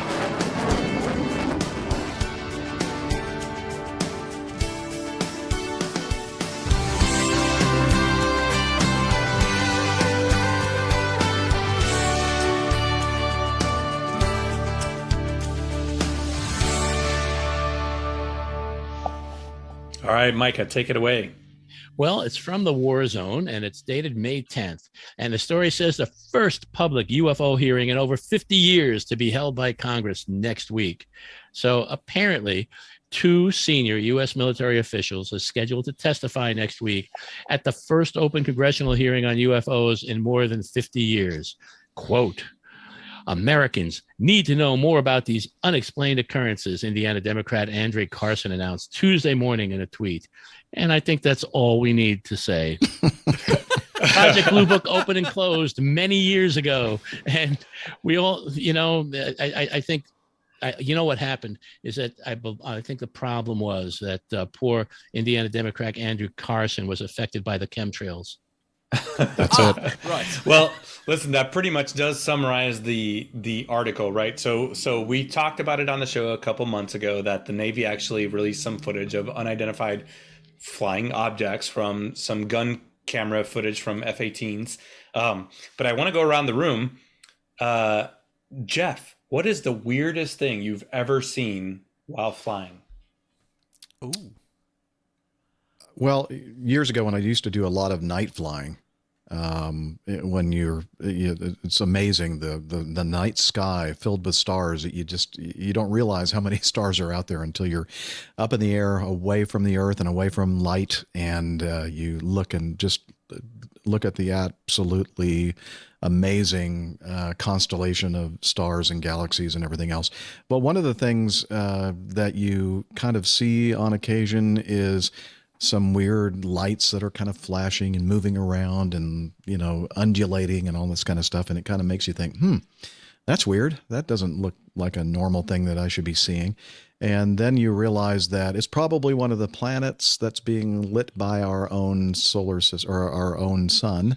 And it's so close to the horizon that the different layers of the atmosphere are changing the light spectrum, and so so it's changing the color of the planet, and it's moving around and everything else. And so it turns out that every time I thought I saw something that was extraterrestrial related, it could be explained pretty easily for just a normal natural atmospheric effect. And now I will say, I believe that there is such a thing as UFOs, unidentified flying objects. I mean, literally, if you can't identify what it is, it's unidentified. True. And it appears to be a flying object. Do I believe that there are, space aliens out there, flying around in our world? No, absolutely not. I do not agree. Great. I was going to say, Jeff, that I used to see a lot of unidentified flying objects, but then I got Flight Radar 24 and I can identify it. Now you identify. There you go. See what you did there? Mm-hmm. I love that the guy laying down the chemtrails is justifying that. Oh, there's nothing to see here, folks. Thanks, Jeff. Now, Thanks, Jeff. Armando, I told you not to talk about that. Oh, right. So that was Captain Left, not Captain Jeff. Right. That's right. Mila, what's the weirdest thing you've ever seen in the air? One evening I got a text message from a friend saying, there's going to be a meteor shower in the next couple of days. If you look to the east from the Netherlands, of course, which was in the direction of Germany. And that evening I was not scheduled to fly, but I ended up getting called out. And England, so I was flying from the UK to Germany, positioning an airplane. And it was overcast, so we thought we were not going to see anything, but we ended up above the clouds. And because the clouds were there, the light from the ground was blocked. And we turned off all the lights in the cockpit, made everything as dark as possible. And we lay our arms on the windscreen. And I saw maybe over 30 or something shooting stars. That was amazing. I lost count at one point.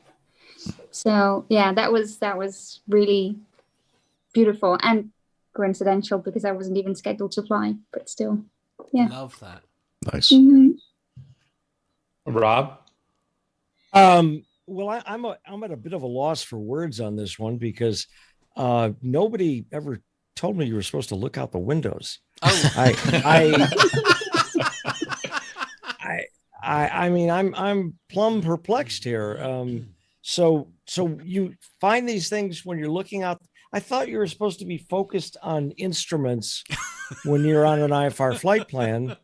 And I always kept my head inside so I didn't get confused. But so obviously I've been missing a lot. I am very upset about that. I'm going to fix it in the future. Right. I love it. How about you, Micah? What's the oddest thing you've seen in the sky? Well, I think it was, I can't really go into that, but but anyway, actually, the question that I had, don't leave us hanging. When you were abducted? Yeah, have any of you guys ever encountered while you're flying? I've never seen it. St. Elmo's fire. I think that would be really strange. Yeah, I've seen it. Yeah. What's that? Somebody explain what that is. What's the actual? It's clinging lightning, basically. Right. Okay. It's the has to do with the magnetic poles and the magnetic fields and the way light interacts with it, and it usually occurs very, very far to the north, and I guess it happens toward the South Pole as well. Although I've never seen it down that way. Oh no, I'm not talking about the Northern Lights. I'm talking about St. Elmo's fire that. Oh, St. Elmo's fire. Oh, I'm sorry, I misunderstood. St. Elmo's fire that it's sort of a lightning type thing that clings to the aircraft as you used to be the massive ships. That is pretty amazing. And my St. Elmo's fire experience was an early morning flying from Mobile, Alabama to Atlanta, Georgia in the very early part of December. and it's very early in the morning, so it's still very dark. It's that time of year in the wintertime in the Northern Hemisphere. And noticed that kind of that glow that you, after you've seen it a few times, you understand what's happening. And it's just mesmerizing. You just start staring at it, and it just starts lighting up the sky in front of you. And then all of a sudden, I'm knocking over my wine glass. Don't do that. Danger, not in the airplane, danger. But luckily it's empty, so I'm okay. Oh. No, stop. That is not okay. Well, it's not okay. And as soon as I finish my sentence, I'm going to go and fill it back up. So we're just kind of mesmerized by this and thinking, that's kind of odd to see that this time of year. And then all of a sudden, it just kind of grew into this ball, and then it just went boom and exploded. And it was like a huge bolt of lightning that lit up the entire cockpit. And luckily, we had the airplane on autopilot in our descent. We were in the mid-teens, and we kind of just paused for a second, and I said, "Can you see anything?" And he said, "No." "Can you?" "Nope." And so we were blinded by the light. Nice. And I know a song about that. But just after a few seconds, our sight started coming back, because our eyes were adjusted to the very, very dark. Our pupils were wide open, and then this thing just exploded and made a big noise, and it just talking about startle effect. But I just thought the funniest part of it was, "Can you see anything?" "No." "Can you?" No. "No." Do you want to know what my takeaway is from this? Again, the guy laying the chemtrails just justified St. Elmo, diverted the conversation to St. Elmo's fire, so we wouldn't talk about the UFOs. Okay, I'm never coming back on the show. This again. is putting me on the spot. This is a master class in digressing to irrelevancies. I love it. Thank you. I know what I've learned from this. I've now learned 2 songs that I'll be playing on my Park Radio Sunday morning show, which is St. Elmo's Fire and Blinded by the Light. I think I've got 2 classics there to stick on. Join me from 7 a.m. here in the UK if you want to join. Anyway, Shameless. How about we go on to the next and last military story? Rob Marks is going to take us over to the KC-46 if he's ready. No, of course not. I asked Micah this afternoon. I said, "Am I going to just be able to figure everything out?" And he said, "Oh, piece of cake." So I don't know. Exactly. We should have had David Vanderhoof on a tanker story. This is his forte. But no, Micah, if you can help me out with this. Well, it's a story that would not die. The KC-46 continues to, we're not going to talk about a bad thing. We're going to talk about a good thing about the KC-46 tanker, the longest flight in the U.S. Air Force's Air Mobility Command, which I believe is a command that, Jeff, you were a part of at one time, were you not? Oh, he was part of like a Strategic Air Command or something like that back in the day. Military Airlift Command, thank you very much. MAC, that's what it was. Yeah. Now play nicely, you two, or I'll bang your heads together. Stop it. The longest flight has recently been set, clocking in at a staggering 24.2 hours. Aircrew of the 22nd Refueling Wing from McDonnell Air Base in Kansas set the record as part of an aerial refueling capabilities test between May 5th and May 6th, 2022.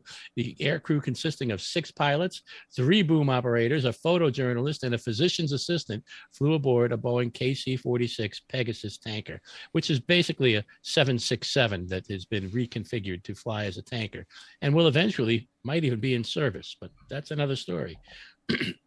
Anyway, the KC-46 represents, at least in theory, a critical, and that's from the article, that's not me, at least in theory, a critical upgrade to the Air Force's refueling capabilities. At full operational capacity, it's able to refuel most fixed-wing receiver-capable aircraft, according to the U.S. Air Force. It can deliver more fuel at all ranges from shorter runways than the KC-135 aircraft it is replacing. In addition, except it's going to be replacing the KC-10, but that's something else. In addition, the tanker takes up less overall ramp space than many competing commercial derivative tankers, according to Boeing. Yeah, if you believe Boeing, and enabling mission reach at both forward and austere airfields. And I think that's probably enough for this article because we're running on time. He's a boom operator.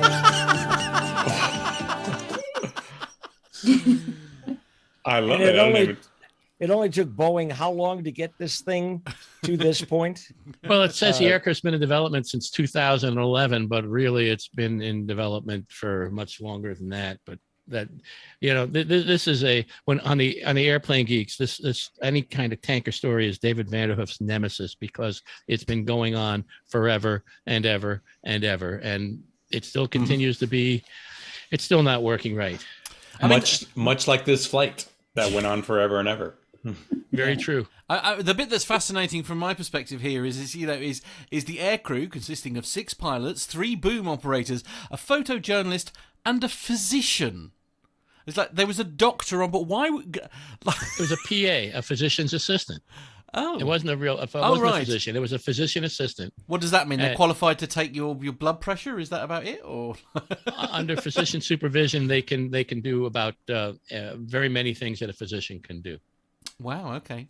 Well, I think it was a novel mission, and it was a unique mission. So they wanted to make sure, there's a lot of room on board a KC-46 since it's not operational, and they had an extra seat, and why not throw a doctor on board to make sure that everybody's physiology is correct and where it should be. Otherwise, they cancel the test, right? But and also because of social media, you got to have the photojournalist on board. But what this made me think of is around the room. What is your longest flight ever? And I'm guessing there's going to be a C-141 flight for you, Jeff. You're right. Actually, the longest that I've actually experienced was a passenger, a Space A flight on a C-5, double refueling from Travis to, I don't know, somewhere in Asia. Wow. But the 141 itself, I'd say probably my longest would be around 12 to 14 hours. Not super long. Mila, what's your longest flight ever? About 5. And I'm not really sure whether that was the flight from Oslo to Marseille or the one from Athens to Malmö, Sweden. So either one of those two. Wow. Rob, what's your longest flight I'm ever? trying to think of the longest, and it probably isn't that long, because a lot of the flights I made on business jets, Hawkers, Citations, even the Gulfstreams, were just nobody in the back wanted to sit on board that long. So we just didn't stay in the air that long. I mean, 3.5, maybe 4 hours, but I doubt it was much more than that. That's long enough. Micah? My longest flight, it was just recent, and it was a full day of travel when I went from Portland to visit you guys in the UK, in London, via San Francisco. But the longest actual nonstop was when I got to San Francisco and then just returning over to London. So really, what was that? Maybe 10 hours. It really wasn't that far compared to what's available these days. True. That's a long Matt, flight, though. I'm trying to think. The longest flight I ever did ended up in 2 parts, basically, where I flew. It was Heathrow to Kuala Lumpur, and then Kuala Lumpur on to Auckland. That's a pretty long flight. And I was, but it was a 3-hour layover in the airport, a 3.5 hour layover in Kuala Lumpur Airport, which is an amazing airport. Or at least it was back then. I don't know what it's like now, but back then it was a very, very fancy posh airport back then. But that was a long flight. It wasn't so bad going, but on the way back it really broke me. And Armando, I imagine that you would have some many hours in the air. You probably can't tell us where, but what was the number of hours? Well, I'll use it as a segue. Andy Williamson says 12 hours in an RAF C-130 back in the days. For me, my longest flight, I think, was a 17.5 on an Osprey coming across the ocean. But in order to get the Osprey across, you needed 2 C-130s, and those 2 C-130s needed a KC-135 to fight the winds coming east to west, and that was pretty miserable. How many ARs did you have to do to get all the way across? I don't even know. It must have been right? It must have been 4 ARs, and then the Ospreys would tank from the C-130s, the 2 C-130s, and then they would get gas from the 135, and then they'd come back down and pass gas to us, and then we'd take turns, and it was just this whole dance all the way across the Atlantic. But wow. And the longest flight in the world that's just Qantas is starting is they're going to be doing 19 hours from Perth. Is it Perth to London or Sydney to London? I can't remember. And what's really interesting about that, and I'm stealing this part, but apparently Spirit Airlines is also competing with that, and they're going to be offering a 19-hour flight from LaGuardia to Philadelphia. I knew you were setting something up. What I don't understand, honestly, is why people like brag about how long the flights are. And I'm thinking, I think the longer the flight, the worse. I mean, I don't. Why are you bragging about how long the darn flight is? I just doesn't make sense to me. Yeah, I'm with you. Yeah, it's a funny one, isn't it? I just like, I don't know. I suppose it's a means to an end for me. That's the end of it. I mean, New Zealand.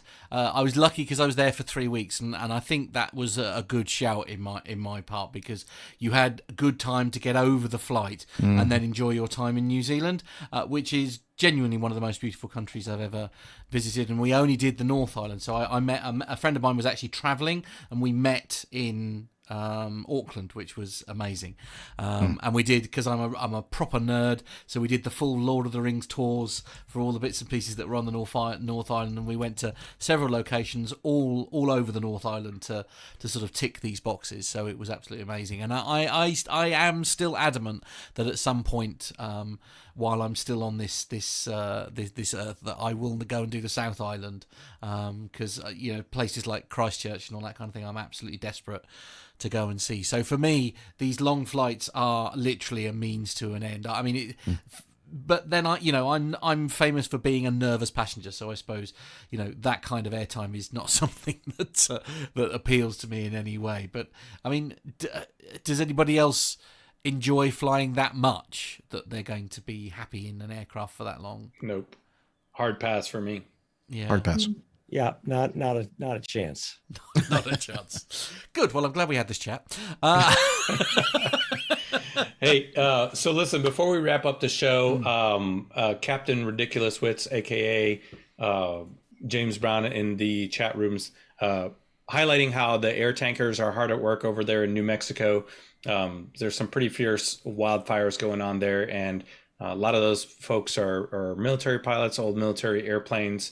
But that is a very dangerous part of our industry, that air attack and fire suppression mission. So obviously our thoughts are with all those guys out there, fighting those fires, just like they did in Australia a couple of years ago, California, and everywhere else that they go do their missions. So I love it. Stay safe out there, fellas. And Matt, I actually closed out my show notes, but if you want to take us out with the social meds. Yeah, absolutely. We'll just whiz through. Oh dear, you've totally thrown me under a bus there, because I got the titles ready. That'll teach me, won't it? Social media. We'll start with the WhatsApp number. It is +44 757 22 49166. That's +44 757. See what I did there? 22 49166. That's our WhatsApp number to get in touch with us here in the studio. Our social media. If you search social media, Facebook, Instagram, and Twitter for Plain Talking UK, that's our handle. Plain Talking UK, all as one word. You'll find all of our social media, including our Caption This competition that we launch on a Wednesday. The website is always worth a visit, www.plaintalkinguk.com. On there you'll find links to our Patreon, to our Amazon links, so that you can buy purchases and contribute to the show without even having to put your hand in the pocket, other than to buy yourself some stuff. Basically, Amazon pay us a small advertising referral fee. Did I put my teeth in? Try that again. Yes, we use it to buy equipment here for the studio. So as I say, you can help by just doing your shopping. There's also a link for the PayPal as well, if you prefer to, if you're willing to help us out, if you like, by doing that. And finally, if you've got anything you want to share with us on the show, the easiest way to do that is our email address. Get in touch. We love to receive your feedback, good or bad, because we are here making a show for you guys. So please do share your feedback, apart from Captain Jeff. If it is a complaint, by the way, it is complaints at airlinepilotguide.com, I believe. But our email, if you want to get in touch, podcast at plaintalkinguk.com. That's podcast at plaintalkinguk.com. All right. Hey, guys, I want to thank Micah, Rob, Captain Jeff, Mila, You guys have been awesome. Thank you so much for joining us on the show today. Matt, thank you for pushing the buttons and hanging in there with this scraggly crowd of I'm going pilots. for a lie down after this. Yeah. All right. Everybody have a great week ahead, and we'll see you next week. Take care, everyone. See you soon. Bye-bye. Ta-ta.